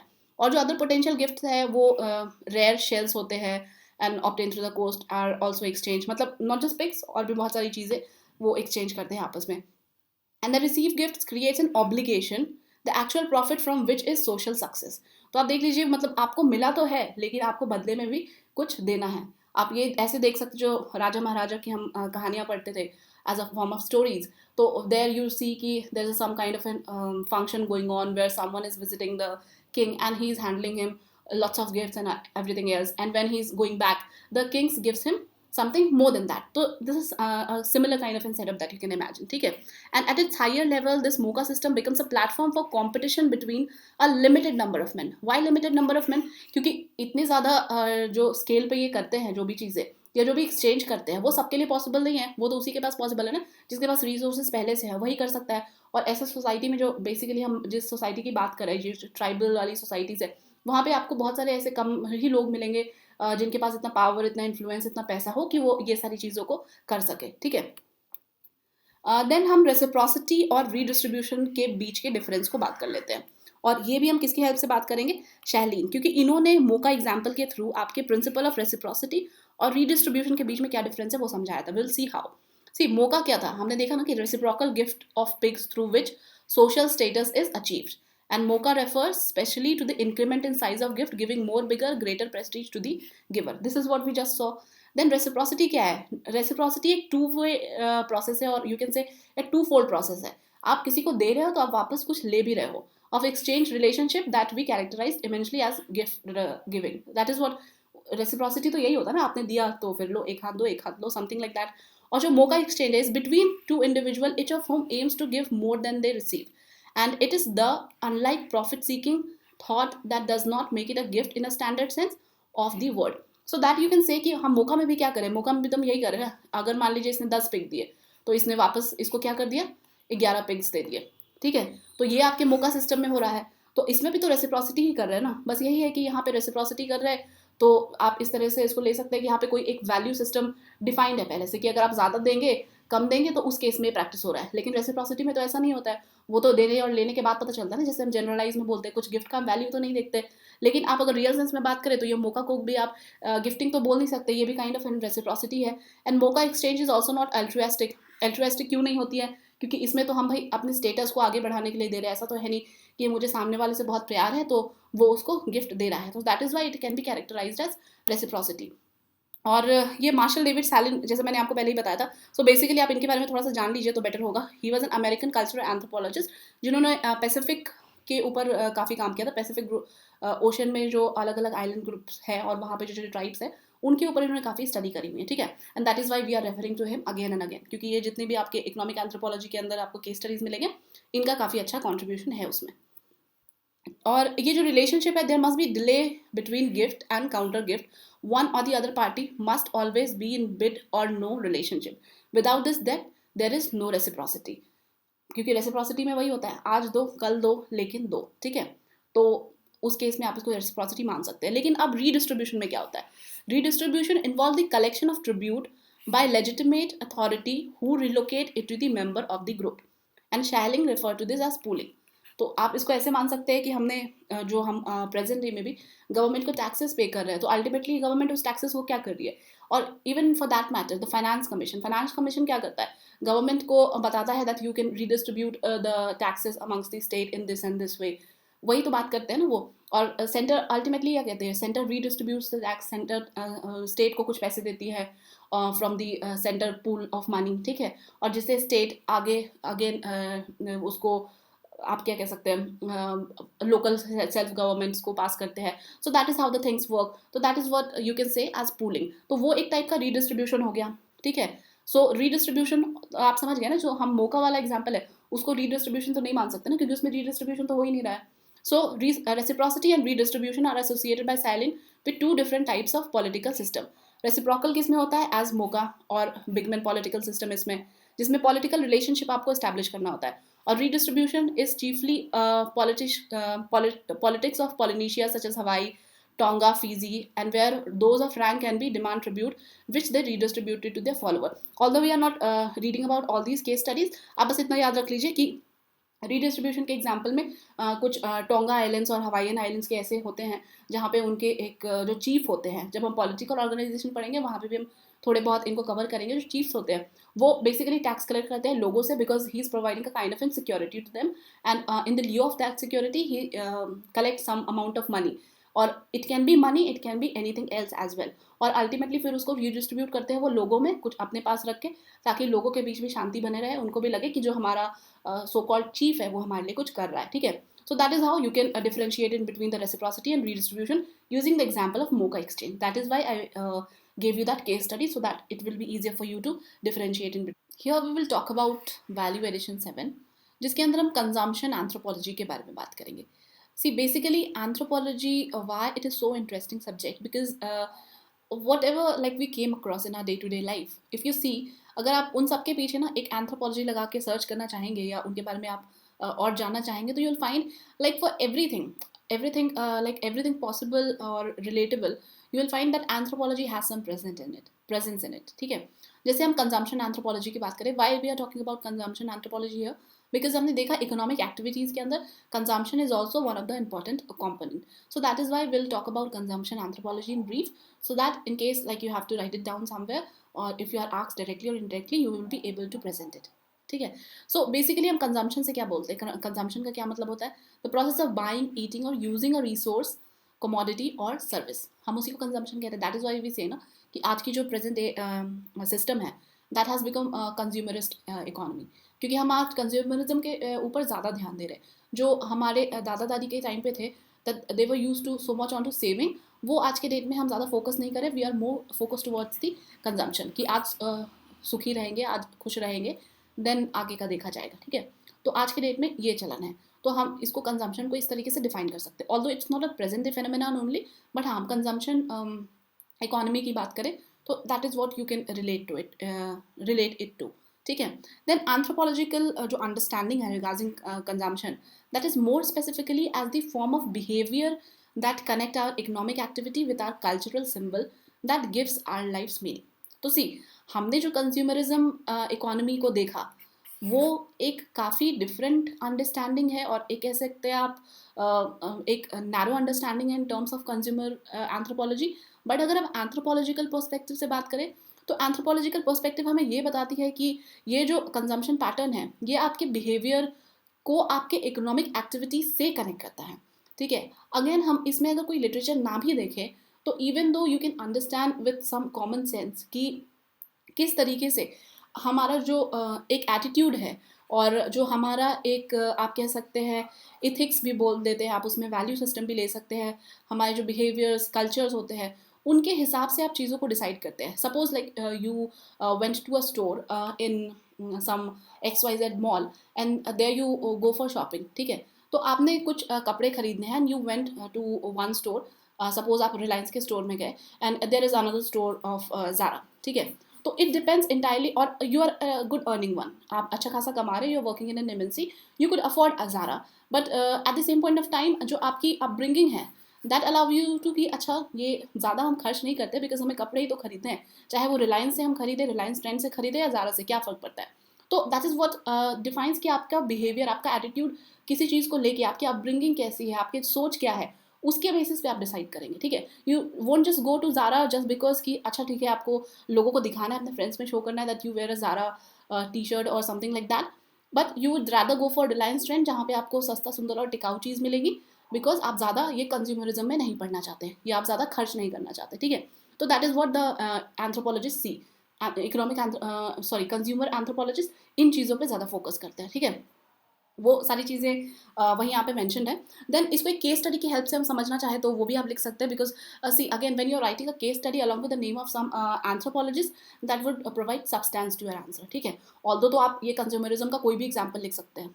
आई told you before as well, telling now also कि आप एग्जाम्पल जो मैं आपको बता रही हूँ that you can write, but ultimately आपको उससे ज़्यादा जो एग्जाम्पल्स ज़्यादा मार्क फेच करेंगे वो होंगे इस टाइप वाले केस स्टडीज. ठीक है, because whatever the examples that I am telling you that be good for you to understand so that you don't need to cram everything and reproduce. अगर आपको कुछ चीज़ें अच्छे से conceptual clarity है you can present it. अगर हम इस केस स्टडी की बात करें तो ये चिल्ड्रन क्राई फॉर ब्रेड एक टाइप की केस स्टडी आप देख सकते हैं. तो ये एंथ्रोपोलॉजिकल स्टडी पे बेस्ड है ऑफ मैरी वेस्टमेंटल. सो मैरी वेस्टमेंटल ने क्या किया था, इक्वाडोर में एक फील्ड स्टडी करी थी, बेसिकली एथनोग्राफिक स्टडी करी थी. उसमें उन्होंने पाया कि एक जो जगह थी और यू कैन से अ विलेज दैट इज़ और सॉरी एक कम्युनिटी जुम्बगुआ कम्युनिटी ऑफ इक्वाडोर. तो वो जो कम्युनिटी थी वहाँ के लोग जो थे ultimately they started to migrate to cities. ठीक है, क्यों? क्योंकि वहाँ पे काम अवेलेबल नहीं था और आप जानते हैं अफ्रीका में बहुत सारे अलग प्रॉब्लम्स भी है. Because of that they use to migrate, और जो वुमेन थी they stay home to take care of the children. और उनके बार्ली फार्म्स भी हुआ करते थे जो उसे वो अपने डे टू डे कंजम्पशन के लिए यूज़ करते थे. तो बेसिकली आपके देख रहे हैं मेन चले गए माइग्रेट होकर शहर, वुमेन जो है वहाँ पे वो बच्चों के साथ रह रही है और इनके बार्ली फील्ड्स भी है. That is Y women is also taking of their barley fields also. और इनको ज़्यादा कुछ खर्च भी नहीं करना पड़ा है, यहाँ से बार्ली लेके आए, घर पे बनाया और खा लिया. तो अब जब ये जो फादर है ऑफ दिस जम्बुआ कम्युनिटी जो मेन है वो अल्टीमेटली कभी ना कभी तो फिर आएंगे ना वापस, और या फिर मान लीजिए वो कभी कभार किसी फेस्टिवल्स पे या छुट्टियों में आते जाते रहते होंगे. तो वो जब भी आते हैं तो वो शहरों से अगर मान लीजिए उनके लिए कुछ ब्रेड या इस टाइप की कुछ कमोडिटी वो लेके आते हैं. और माइंड इट ये जो ब्रेड है उनके लिए भी एक लग्जरी ही है बिकॉज जहाँ ये बच्चे और ये जो लेडीज़ हैं they are surviving on barley, तो उनके लिए तो ब्रेड तो भाई बहुत ही अच्छी चीज़ है. We might not appreciate it in that way but इनके लिए इट्स अ लग्जूरियस आइटम. तो जब ये ब्रेड लेके आते हैं इनके father, so ultimately it's a perishable item. वो कितना रख सकते हैं उसको, वो एक दिन ख़त्म ही होगा. और वो फादर अपना वापस चले गए. और ये जब बच्चे यहाँ पे बैठते हैं, सॉरी बच्चे जब रह जाते हैं तो they start crying for the bread, क्योंकि बच्चों को क्या पता, उनको तो वो चीज़ अच्छी लगी, उन्होंने देखा कि वाह ये तो बड़ी अनोखी सी चीज़ आई है, हमारे पिताजी लेके आए. अगर हम अपने केस में बात करें तो like as a child you might be craving for chocolates और चिप्स और समथिंग लाइक दैट. तो आपके लिए वो लग्जरी हो गई, ठीक है। तो इनके लिए तो वो एक ब्रेड का टुकड़ा ही इनके लिए बहुत था। तो जब ये बच्चे रोने लगते हैं तो उनकी माँ उनको क्या करती है, रैदर देन कंपेलिंग देम कि अच्छा ठीक है बाद में आएंगे तो ले आएंगे, या चलो हम कुछ और देख लेते हैं कुछ और दे देते हैं, वो वैसा नहीं करते। They rather go for the barley consumption, उनको वो बार्ली कंजम्पशन तक सीमित रखते हैं।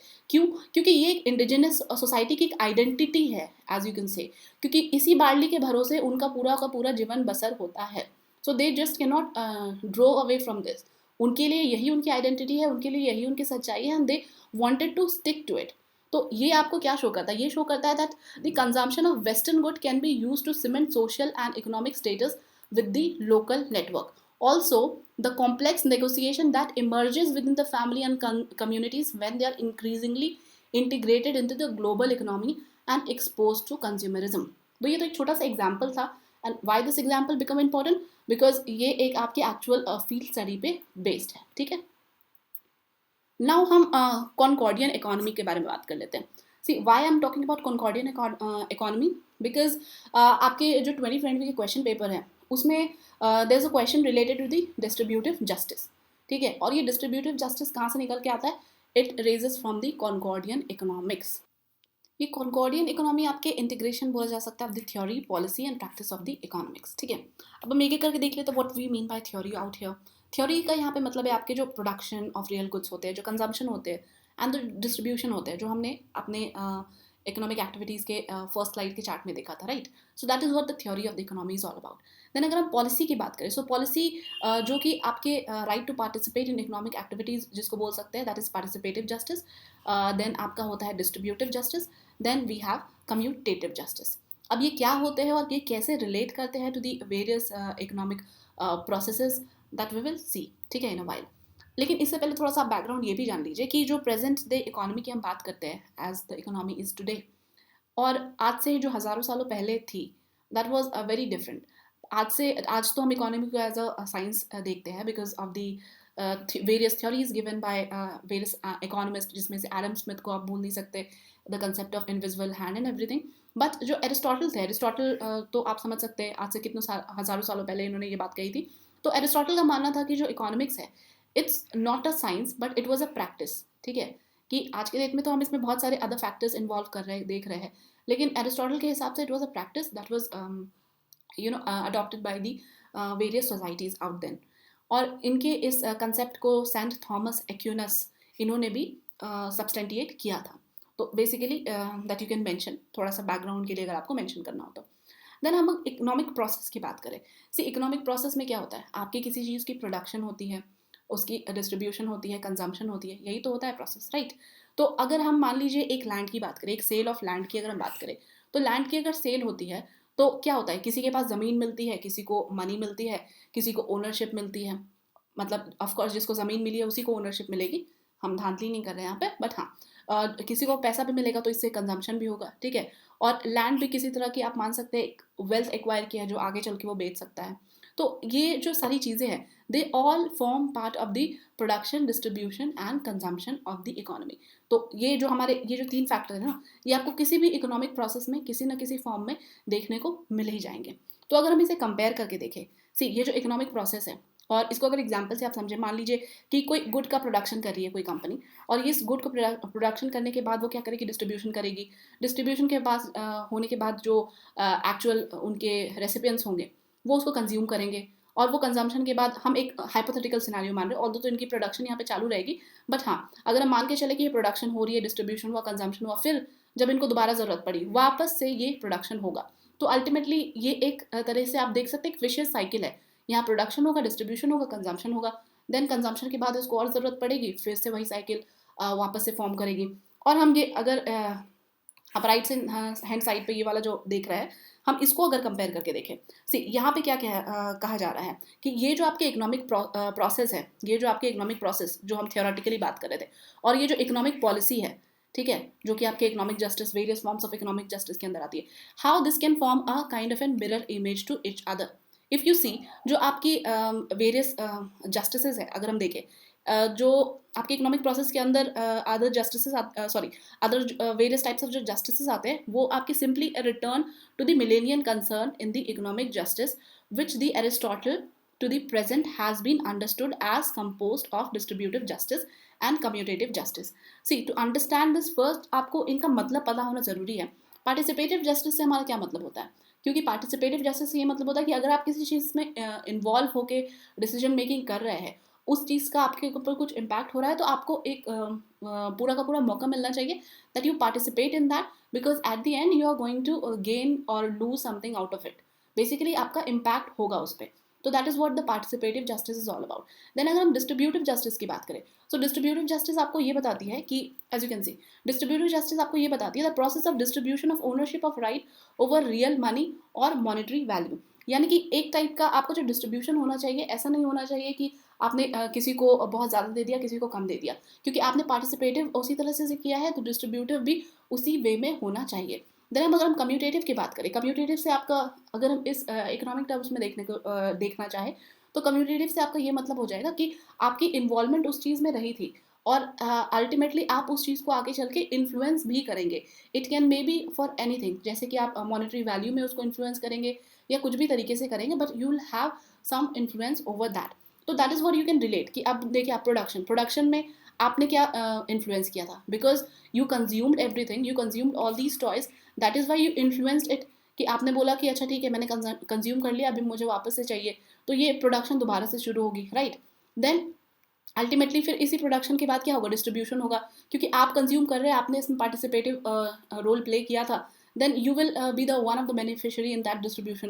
Then ultimately at the end product there will be a consumption. ठीक है. सो बेसिकली उसी चीज़ को यहाँ पे दिखाने की कोशिश की जा रही है. और जितने भी आपके इकोनॉमिक जस्टिस होते हैं, that keeps the economic process in equilibrium to the benefit of all. तो हम बेसिकली यहाँ पे जब बात करें, ऑल्दो आपकी मार्केट प्रैक्टिसेस इस तरीके की नहीं होती है, लेकिन अगर हम बात करें, अगर इस तरीके की चीज़ें फॉलो होती हैं, जो कि आइडियल केस सिनेरियो में शायद पॉसिबल नहीं है, तो उस केस में आप देखेंगे कि एक इक्विलिब्रियम स्टैब्लिश नहीं हो पाता है. आज के डेट में ऐसा है क्या कि सबके पास इक्वली हर चीज़ें हैं, सबकी हर ज़रूरतें पूरी हो रही हैं, इवन तो प्रोडक्शन हो रहा है, लेकिन उसके भी अपने बहुत सारे फैक्टर्स, कंपोनेंट्स इन्वॉल्व है, जिसकी वजह से हर किसी को उसका एक्सेस इक्वली नहीं मिल पाता है. So that is what like economic justice follow नहीं हो रही है, specially in the case of present day consumerism. आप उसको उससे भी रिलेट करके देख सकते हैं. ठीक है. Although there is a like separate lecture that can be made up on this, but हाँ, अभी के लिए अगर आप इसका थोड़ा बहुत ये कंसेप्ट ही जान ले, और अगर एग्जाम में आपको पूछ लिया गया था, तो if you could have mentioned something related to this as well, that could have fetch you some marks. Now हम अपने मेन टॉपिक पे आ जाते हैं, और उसके पहले आपको एक ट्रेडिशनल इकोनॉमिक सिस्टम के बारे में थोड़ा सा ओवरव्यू पता होना चाहिए. ठीक है. तब हम आगे जितनी भी सोसाइटीज़ को पढ़ेंगे, it will be better for you to understand. हम जब ट्रेडिशनल इकोनॉमिक सिस्टम की बात करते हैं, तो अगेन हम प्रिमिटिव सोसाइटीज़ या जो इंडिजिनस ट्राइबल सोसाइटीज़ हैं, हम उनकी बात कर रहे हैं. ठीक है. तो उनके केस में आपके कुछ ट्रेड्स होते हैं उनके इकोनॉमी के, वो क्या क्या हो सकते हैं. पहला तो ये कि ये सेंटर अराउंड फैमिली या ट्राइब होता है. ऐसा नहीं है कि उनको बाहर जाके उनके जो कंज्यूमर्स हैं और जो उनके प्रॉस्पेक्ट्स कंज्यूमर्स हैं, वो बहुत बड़े होते हैं. वैसा नहीं होता. उनका अपना एक लिमिटेड दायरा होता है, उसी के अंदर वो करते हैं ये सारी चीज़ें. And they exist in a hunter और गैदरर और nomadic kind of in society. Then trade relies heavily on barter. ठीक है. ऐसा नहीं है वहाँ पे वो डॉलर्स या पाउंड्स और यूरोज में करते हैं या इवन रुपीज़ में करते हैं. They generally rely on barter, but हाँ, इन सम केसेस वहाँ पे कुछ मॉनिटरी इन्वॉल्वमेंट हो सकता है. वी कैन नॉट डिनाई कि इंटायरली ही बार्टर सिस्टम होता है. They produce only what you need, surplus और left over are rare.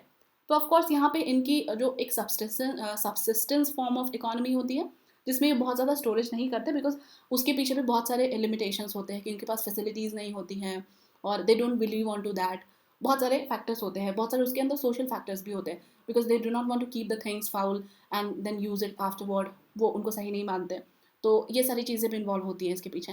And they eventually evolve to form some form of currency for trade. तो ये हर किसी में आपको नहीं मिलेगा. In some tribals you may find such a kind of in practices, although these are like some common traits that you can find. तो अगर हम फीचर्स के तौर पे बात कर लें ऑफ द ट्राइबल इकोनॉमी, तो it's very primitive and simple economy, and the technology is very backward, which is compensated by the social network. मतलब सोशल नेटवर्क से ऐसा तो है नहीं कि वो फ्लिपकार्ट की तरह एक उन्होंने वेबसाइट बना रखी है and they put their things across कि अच्छा आओ यहाँ से ले लो. ऑल द बहुत सारे इनिशिएटिव्स हैं जो अभी गवर्नमेंट ने या फिर NGOs ने शुरू किए हैं, but that is another thing. हम इनके जो इकोनॉमी है उसके एक्सटेंट की बात करें. ठीक है. तो इनके पास जो सारी चीज़ें वो सोशल नेटवर्क में ही हो जाते हैं. अच्छा किसी को कुछ ज़रूरत है तो उन्होंने आपस में बातचीत करके दे दिया. And indigenous economy is a subsistence economy, जो हमने ट्रेड्स में भी देख लिया है कि हाँ ये सबसिस्टेंस तो होती है, इनके पास कुछ ऐसा बहुत खास होता नहीं है. And in this kind of society various kinds of exchange found, the ceremonial, reciprocity, redistribution या बार्टर, आपको ये सारी चीज़ें इनमें देखने को मिलेगी. Economy is non monetize, they lack surplus and the consumption is routinized. Indigenous people are inextricably linked with their relationship with the environment, so it's the tribal economy in the following manner. अब वो अपने environment से कैसे related होते हैं, आपने sacred group पढ़ा होगा शायद environment में, तो sacred group में हम क्या मानते हैं, और हम आगे भी चल के इसको डिस्कस करेंगे रिलीजन चैप्टर. सो उसमें सैक्रेड ग्रुप के अंदर they have some kind of an like trees. आप मेघालय में आपको सैक्रेड ग्रुप्स बहुत मिलेंगे, केरला में बहुत मिलेंगे. वो बेसिकली उनको किसी भी पर्पज से काटना पसंद नहीं करते, चाहे उनको उसके लिए बहुत अच्छे ल्यूक्रेटिव प्राइसेस मिल रहे हों, क्योंकि वो जो सैक्रेड ग्रुप्स होते हैं basically they are very old, और उनकी कुछ अलग हो सकता है मेडिसिनल वैल्यूज़ भी हो, उसकी वजह से उनकी काफ़ी डिमांड हो, but they generally do not go for that. वो पैसे के लिए इन सारी चीज़ों को डिस्टर्ब नहीं करना चाहते हैं. And for the environment purpose also it's good. And they have strong attachment with land. वो लैंड को एक आप कहते हैं ना धरती माँ की तरह होती है उनके लिए, तो they do not like considered it as a kind of an commodity for the other peoples. Like every one thinks कि अच्छा रियल स्टेट है तो उसमें इन्वेस्ट करके they can make some money out of it, but इनके लिए वो चीज़ें नहीं होती है. ठीक है, तो ये जनरल कैरेक्टरिस्टिक्स की मैं बात करी, ऑल्दो किसी के लिए हो सकती है, that is another thing. And they live in a forested area rich in natural resources such as oil, timber, farm land. तो ये तो जनरली होता है क्योंकि ये काफ़ी आइसोलेटेड जगहों पे रहते हैं जहाँ पे ये इन्वायरमेंट को बहुत ज़्यादा डिस्टर्ब भी नहीं करते हैं, तो आपको वहाँ पे नेचुरल रिसोर्सेज काफ़ी ज़्यादा देखने को मिलेंगी. ऑल्दो ये कुछ बहुत अलग से फीचर्स नहीं हैं, ये आपने अलग अलग जो आपके जीएस में भी है उसमें भी पढ़ा होगा, but in case if you are asked, I guess कभी क्वेश्चन पूछा था यूपीएससी ने तो आप लिख सकते हैं. ठीक है, ये सारी चीज़ें. देन अब हम बात कर लेते हैं different modes of exchange prevailing among this society. See why I left this before, क्योंकि हमने जब एक्सचेंज की बात की थी तो एक्सचेंज के टाइम पे हमने ये डिस्कस नहीं किया था, तो अब हम यहाँ पे एक बार डिस्कस कर लेते हैं. एक्सचेंज आपके जो अलग अलग सोसाइटीज़ में पाया जाता है, barter system, silent trade, jajmani system भी आपने सुना होगा. और तो जजमानी सिस्टम आपके पेपर 2 में हमें इन लेंथ पढ़ना है, तो I want discuss it in detail यहाँ पे अभी. ठीक है, ऑल्दो मैंने इसका पूरा का पूरा जो नोट्स है वो यहाँ पे मेंशन कर दिया है, बट इसकी एनालिसिस से लेके सारी चीज़ें, बट हम इसको डिस्कस नहीं करेंगे so that we can save some time. और बार्टर सिस्टम की अगर बात करें तो सिंपली हमने अभी तक देखा ही था कि इसके लिए डबल कोइंसिडेंस ऑफ वांट की तो बहुत ज़रूरत होती है, इसकी वजह से बार्टर सिस्टम काफ़ी बार फेल हो जाता है. What is this double coincidence of want? मान लीजिए आपके पास एक हैन है और आपको ये हैन किसी को देना है and you want something in return, may be like sugar. ठीक है, लेकिन जिसको शुगर जिसके पास है उसको हैन की ज़रूरत नहीं है, तो इस केस में आपका डबल कोइंसिडेंस ऑफ वांट नहीं स्टैब्लिश हो पाएगा और ये बार्टर सिस्टम इसलिए फेल हो जाएगा. ठीक है, तो इसके कुछ अपने शॉर्टकमिंग्स भी हैं. देन साइलेंट ट्रेड की अगर हम बात करें, so what is silent trade? Silent trade एक तरह से आप इसको डम बार्टर भी बोलते हैं कई बार. तो ये एक पिकुलियर फॉर्म ऑफ एक्सचेंज है where the exchanging parties do not come in to face interaction during the process of exchange. See, तो मोस्टली आप इसको फिरौती वाले केस में भी देख सकते हैं, लाइक किडनैपिंग में आप रैंसम आपने देखा होगा मूवीज़ में या कहीं पे, they ask for the ransom and they ask them कि okay leave it at some isolated place or something like that. तो ये कुछ एग्जाम्पल्स आप लिख सकते हैं, although that's for the understanding purpose only. ऐसे प्रैक्टिसेस आपके कुछ टाइप्स में भी होते हैं, जैसे pygmies of Semang and Sakais of Malay, then Veddas and Sinhalese of Sri Lanka. उनमें इस टाइप के साइलेंट ट्रेड प्रैक्टिसेस किए जाते हैं, जिसमें वो कुछ ऐसे लोगों से ट्रेड और आप कह सकते हैं ट्रेड करते हैं where they leave the product at some place and they just don't come on face to face. ठीक है, देन जजमानी सिस्टम का मैं आपको बस ओवरव्यू बता देती हूँ, ऑल्दो जो अगर अभी इसको कवर करना चाहते हैं दे कैन कवर इट. इसी जजमानी सिस्टम में बेसिकली एक बहुत आपको ऐसा सिस्टम मिलेगा जहाँ पे एक जजमान होता है और जो दूसरा होता है जो उसकी मतलब आप कह सकते हैं सेवा करता है और उसके सर्विस में होता है, दैट इज कॉल्ड कामीन. ठीक है, तो जो जजमान होता है वो सर्विसेज लेता है और जो कामीन होता है वो सर्विस देता है, और ये आपकी पूरी पीढ़ी दर पीढ़ी चलती आती है ये सारी चीज़ें. और ये कामिन्स अलग अलग हो सकते हैं, they can be barbers also, they can be carpenters also, they can be like various other people, dhobi भी होते हैं, ये सारी चीज़ें होती हैं. ठीक है, तो ये आपके नॉर्थ इंडिया में भी प्रैक्टिस होता है और सदर्न पार्ट में भी कहीं कहीं जगहों पे प्रैक्टिस की जाती है. तो इसके भी अपने प्रोज और कॉन्स हैं. ठीक है, तो हम वो जब पेपर 2 पढ़ेंगे ना तो उसमें हम देख लेंगे, ऑल्दो आप अगर अभी देखना चाहें तो you can pause the videos and you can see. Then ceremonial exchange, although हमने सेरेमोनियल एक्सचेंज पहले भी बात कर ली है, but I mention out here कि अगर आपसे modes of exchange in primitive societies या ट्राइबल कम्युनिटीज़ पूछ लिया जाए तो वहाँ पे आपको सेरेमोनियल एक्सचेंज मेंशन करना है। और ये क्या होता है हमने देख लिया है, जो वेरियस सेरेमनीज़ के तौर पे आप एक्सचेंज करते हो, ठीक है, that can be accounted as a ceremonial exchange, कि किसी के जन्म पे, किसी की शादी में आप कुछ दे रहे हो, ले रहे हो, so that is ceremonial exchange. Then एक एक्सचेंज के ऊपर एक केस स्टडी है, ये हम देख लेते हैं। What is this case study is about? This is about the Tiv. Tiv एक तरह के ट्राइब्स है ऑफ नाइजीरिया। तो इनके अंदर क्या होता है, इनके कुछ एक्सचेंज सिस्टम्स होते हैं, ठीक है, विल सी एक्सचेंज सिस्टम क्या होता है, but before that you need to know कि ये स्टडी किसने करी थी। तो basically this was done by Paul and Laura Bohannan, ठीक है। इन्होंने ये theory of spheres of exchange दिया था based upon the study of Tivs. तो इनके अंदर क्या होता है, इनके तीन लेवल्स होते हैं और तीन स्फेयर्स होते हैं बेसिकली, यू कैन से। जो पहला स्फेयर है that is the subsistence sphere, जिसके अंदर आपके जो भी फूड प्रोडक्ट्स होते हैं, यम्स वहाँ पे काफ़ी उगाया जाता है, वो होते हैं, ग्रेन्स होते हैं, वेजिटेबल्स होते हैं, chicken, goats, whatever like you can think about, that is consumable और जो आपके हाउस होल्ड्स में काम आते हैं। दूसरा सेकेंड स्पेयर होता है आपके स्लेव्स का, कैटल्स का, क्लोथ्स का, मेटल्स, बार्स, ये सारी चीज़ों का। और जो फाइनल और जो थर्ड स्पेयर होता है that is the sphere of the marriageable females, ठीक है। If you see this in this chart तो आपको क्लियर होगा। इनके तीन स्फेयर्स हैं। पहला वाला जो था वो सबसिस्टेंस आइटम का था। दूसरा वाला प्रेस्टीज आइटम जो आपके कैटल्स और ये सारे हो गए, किसके पास कितना कैटल है, किसके पास कितना लोहा है, ये सारी चीज़ें भी इनकी कम्युनिटी में काफ़ी मायने रखती थी। देन राइट्स इन पीपल, यानी कि जो वुमेन है, बेसिकली ये उनकी बात करें वुमेन राइट की। तो सी ये वाला एग्जांपल आप और भी दूसरी जगहों पे यूज़ कर सकते हैं जहाँ पे आपको इस तरीके से राइट्स को जस्टिफाई करना हो या कुछ एग्जांपल्स कोट करने हो। बट हाँ, अभी के लिए will limit our discussion to this only. तो इनके केस में क्या होता है, ये जो आपके बोल सकते हैं एक्सचेंज होता है, ये एक्सचेंज किस तरीके से काम करता है और उसके क्या वैल्यूज़ होते हैं उसको देखेंगे। आप अगर देखें तो exclusively completely from the Tiv's sphere of exchange where the labour which is always reciprocally exchange. तो बेसिकली इसके अंदर आपने देखा होगा लेबर कहीं पे भी नहीं आता है, लेबर ये रेसिप्रोकली ही करते हैं, वो इसके अंदर काउंट नहीं होता और लैंड भी नहीं होता है, विच वॉज नॉट ओन्ड पर से बट रादर कम्युनिटी हेड। तो ये आपका रीज़न आप लिख सकते हैं क्योंकि क्यों हमने इसमें यही सारी इंक्लूड की है चीज़ें, लेबर और लैंड को इंक्लूड नहीं किया, बिकॉज वो उनके स्फेयर से ही नहीं आता है। तो they were not able to convert their wealth upward through the sphere of exchange. For example, a tib man could trade a portion of his yam harvest for the slaves that in turn could be given as a bride wealth for a marriageable female. However, it was considered immoral to convert wealth downward. No honorable man would exchange slaves or brass rods for food. So basically you can see ये इस तरह से exchange जा सकता है, वो ठीक है, वो चलेगा उनके सोसाइटी में, लेकिन ये एक्सचेंज इस तरीके से नहीं हो सकता है, ठीक है। ये डाउनवर्ड एक्सचेंज आप नहीं कर सकते।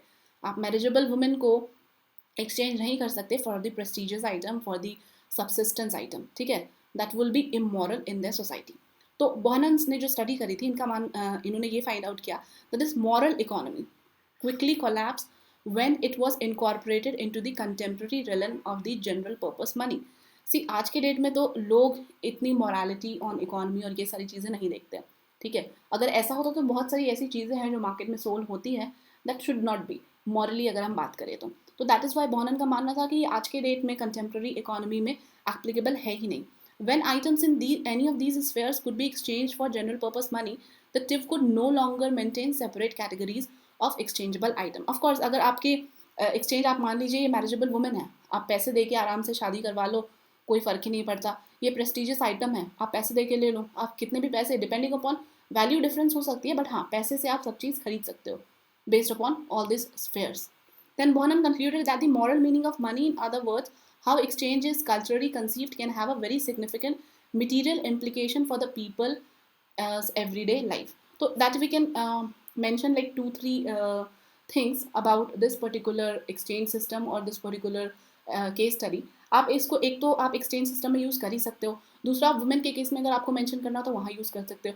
अगर आपको मनी की सिग्निफिकेंस या importance in the primitive societies या वेरियस अदर इंडिजिनियस ट्राइब्स के बारे में पूछा जाए, there also you can use this example, ठीक है। सो माइंडेड आप एक एग्जाम्पल हो सकता है अपनी अंडरस्टैंडिंग के हिसाब से कई जगहों पे यूज़ कर सकते हो। देन अब हम मेन टॉपिक पे आ जाते हैं so that we finish it as soon as possible.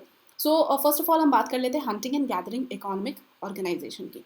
आपके सिलेबस के अंदर स्पेसिफिकली मेंशन है hunting and gathering, fishing, swimming, pastoralism, horticulture और एग्रीकल्चर। तो हम एक एक करके इनके बारे में बात कर लेंगे, ठीक है। तो अगर हम hunting and gathering economic organisation की बात करें तो सी हम इनको कुछ पैरामीटर्स पे देखेंगे। सबसे पहले कैरेक्टरिस्टिक्स और एग्जाम्पल देखेंगे कि कौन सी ट्राइब्स है जहाँ पे इस टाइप की सोसाइटीज़ आपको मिलेंगी।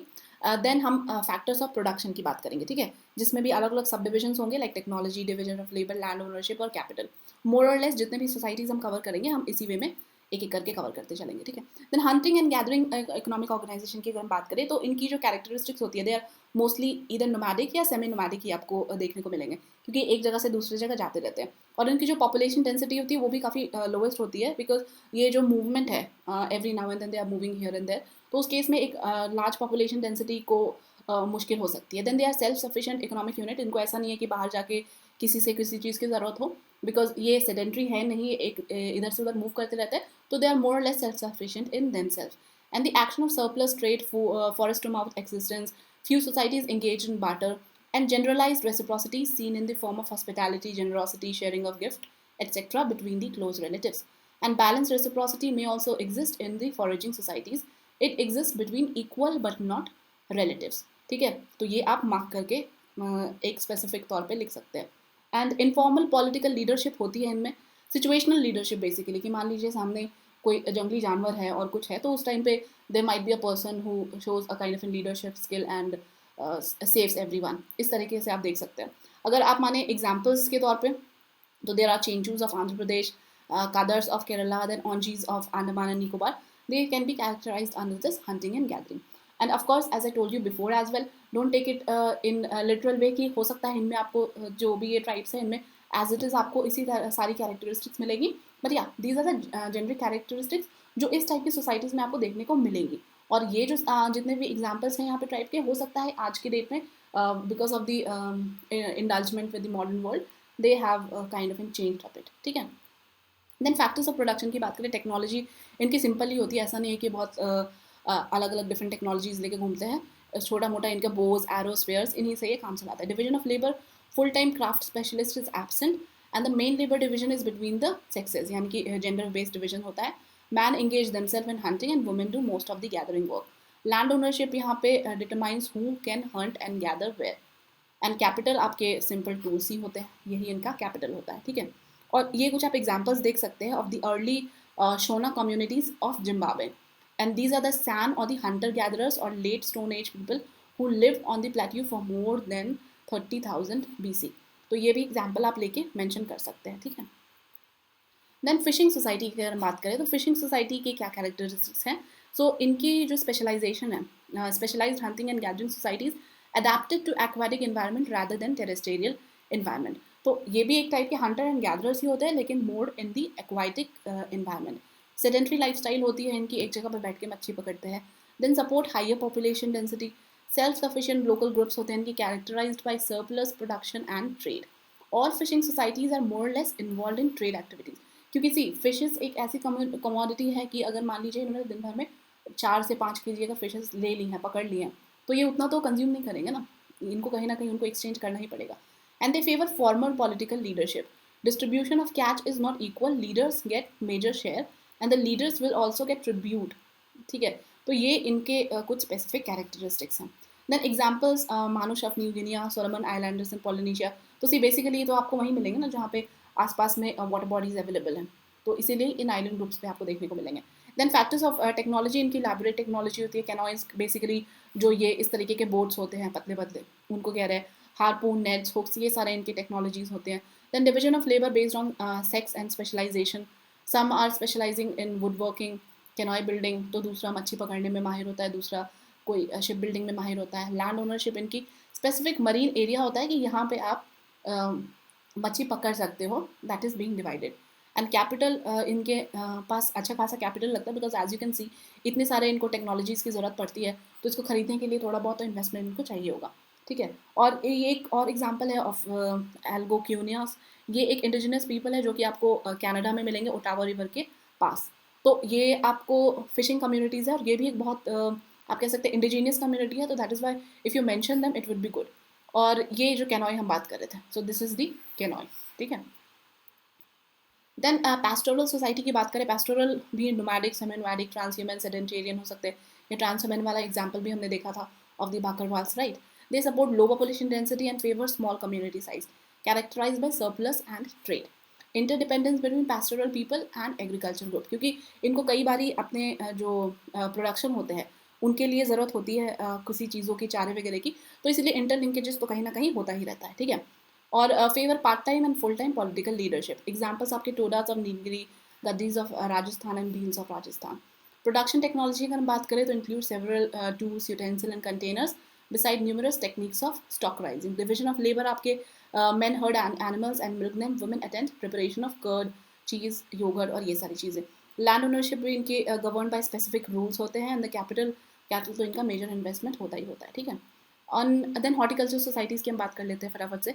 दे have a sedentary life style, क्योंकि वहाँ पे उनको चीज़ें उगानी होती है, ऑल्दो वो स्मॉल स्केल पे होती है, बिकॉज रिमेंबर हम हॉर्टिकल्चर की बात कर रहे हैं, हम यहाँ फ्रूट्स वाले की बात नहीं कर रहे, ठीक है। हम ये बात कर रहे हैं जो एक बहुत ही सेल्फ सफिशिएंट टाइप की छोटी स्केल पे लोग एग्रीकल्चर कर रहे हैं, प्रिमिटिव एग्रीकल्चर बेसिकली। तो ये लो और मॉडरेट पॉपुलेशन डेंसिटी में होता है। एंड दो आपके जो हॉर्टिकल्चरिस्ट है ये अलग अलग टाइप के रूट्स, राइजोम्स, मिलेट्स, ये सारी चीज़ें उगाते हैं, और ये सरप्लस में भी होता है। The distribution of good is form of reciprocity and redistribution. Kula exchange between the Trobriand islander provide the best example of balanced reciprocity. Then the goods are produced, some are consumed immediately and some are preserved for stored or future use. Full-time leaders are quite common in this horticulture societies. Chief, chiefdom आपको यहाँ पे मिलेंगे. Then Maria, Gond, Regmas, Naga, Hopi, Red Indians, Zuni, ये कुछ examples है horticulture society के, और यहाँ पे वुमेन का एक अच्छा खासा रोल भी होता है, ठीक है। और टेक्नोलॉजी की हम बात करें, simple hand axe, digging sticks, ये सारी चीज़ें यूज़ होती है। Division of labour, sexual difference होता है, women contribute in greater than that of men in the horticulture society, ये आपको पॉइंट करके याद रखना है। लैंड ओनरशिप आपकी horticulture decide how farm land is to be acquired, worked and passed, और capital frequently uses the slashing and the digging stick on hoe as there primary tool. तो ये आपके जो कुछ टूल्स यूज़ होते हैं, और ऑल्दो ऐसा नहीं है कि ये टूल्स प्राइमरली किसी के हैं तो वही यूज़ करेगा, they can exchange it also, ठीक है। तो इनमें शेयरिंग भी प्रैक्टिस की जाती है। देन एग्रीकल्चर सोसाइटी में ज़्यादा बताने की ज़रूरत नहीं है, आप आज की जो प्रेजेंट डे एग्रीकल्चर सोसाइटीज़ हैं उसके ऊपर आप ये वाला फ्रेम कर सकते हैं, ठीक है। देन हम अगर ग्लोबलाइजेशन की बात करें, सी ग्लोबलाइजेशन क्या है? Process of transformation of regional और local phenomenon into the local ones. तो आई डोंट थिंक ये ग्लोबलाइजेशन पे we need in depth discussion, because already ये लेक्चर काफ़ी बड़ा हो गया है। तो ग्लोबलाइजेशन आपने जो सोसाइटी में पढ़ा है, मोर और लेस आप वही चीज़ों को यहाँ पे यूज़ कर सकते हैं, ठीक है। ऑल्दो ये जो नेगेटिव और पॉजिटिव इम्पैक्ट हमने यहाँ पे ग्लोबलाइजेशन के देखे हैं, आप इसको एक बार पॉज करके देख लें, it will be easier for you to understand, there is nothing like new to it. और एक केस स्टडी है दैट यू कैन मेंशन, और ये केस स्टडी आपके उड़ीसा के ट्राइब्स के बारे में है। तो basically I just summarise it for you कि ये किस चीज़ के बारे में बात करें। ऐसी ग्लोबलाइजेशन के हम जब पॉजिटिव और नेगेटिव इम्पैक्ट की बात करते हैं, तो आप किसी भी और दूसरे ट्राइब को यूज़ करते हुए ना इस तरह की केस स्टडीज़ को बना सकते हैं और लिख सकते हैं, क्योंकि इसमें क्या होता है, आप कुछ एक पॉजिटिव एस्पेक्ट दिखाएंगे, कुछ नेगेटिव एस्पेक्ट दिखाएंगे। पॉजिटिव एस्पेक्ट क्या हो सकता है? पॉजिटिव एस्पेक्ट्स में आपके बहुत सारे जो आर्ट फॉर्म्स हैं, बहुत सारे जो कल्चरल प्रैक्टिसेस हैं, they have been recognized globally nowadays because of the globalization process. आज के डेट में बहुत सारे आप देखेंगे ऐसे टूरिज्म फैसिलिटीज़ भी हैं that is provided to such a kind of places जहाँ पे इन ट्राइब्स को मौका मिलता है so that they can gain something out of it. तो वो भी आपका ग्लोबलाइजेशन का ही एक पार्ट है, जो उनकी लाइफ स्टाइल को बेसिकली इंप्रूव करने में हेल्प कर सकता है, ठीक है। Because when they are getting money out of it, they will spend it upon their education, health और बहुत सारी चीज़ें। Although government has provisions for that, but हाँ अल्टीमेटली उनको भी कमाने का मौका मिल रहा है, और जो इनके आर्ट फॉर्म्स है उनको भी बढ़ावा मिल रहा है। आप देखेंगे आज के डेट में बहुत सारे ऐसे प्लेटफॉर्म्स भी हैं जहाँ पे अलग अलग जो पेंटिंग्स हैं वो भी मिलनी शुरू हो गई हैं, चाहे वो मधुबनी पेंटिंग्स हो, चाहे वो आपके अदर आर्ट फॉर्म्स हो, वर्ल्डली पेंटिंग्स हो, ये सारे आपको मिल जाएंगे। नेगेटिव की अगर हम बात करें तो इनका जो कल्चर है वो कहीं ना कहीं आप कह सकते हैं खोता जा रहा है, धूमिल होता जा रहा है, ठीक है। Because of the globalisation, intermixing बहुत ज़्यादा हो गई हैं। तो ये सारी चीज़ें आप एग्जाम्पल के तौर पे किसी भी एक ट्राइब को उठा सकते हैं, एंड जो पेपर 2 कंप्लीट कर चुके हैं उनके पास तो ऐसे बहुत सारे एग्जाम्पल होंगे, ठीक है। तो वो आराम से लिख सकते हैं। जैसे एक एग्जाम्पल था दिस रंगाबती सॉन्ग का। रंगाबती सॉन्ग आपके संबलपुर उड़ीसा में काफ़ी फेमस एक सॉन्ग है, इसको भी काफ़ी ग्लोबल रिकॉग्निशन मिली। तो that is also you can mention as a kind of a globalization का impact. And I'll leave you with that song. Thank you so much.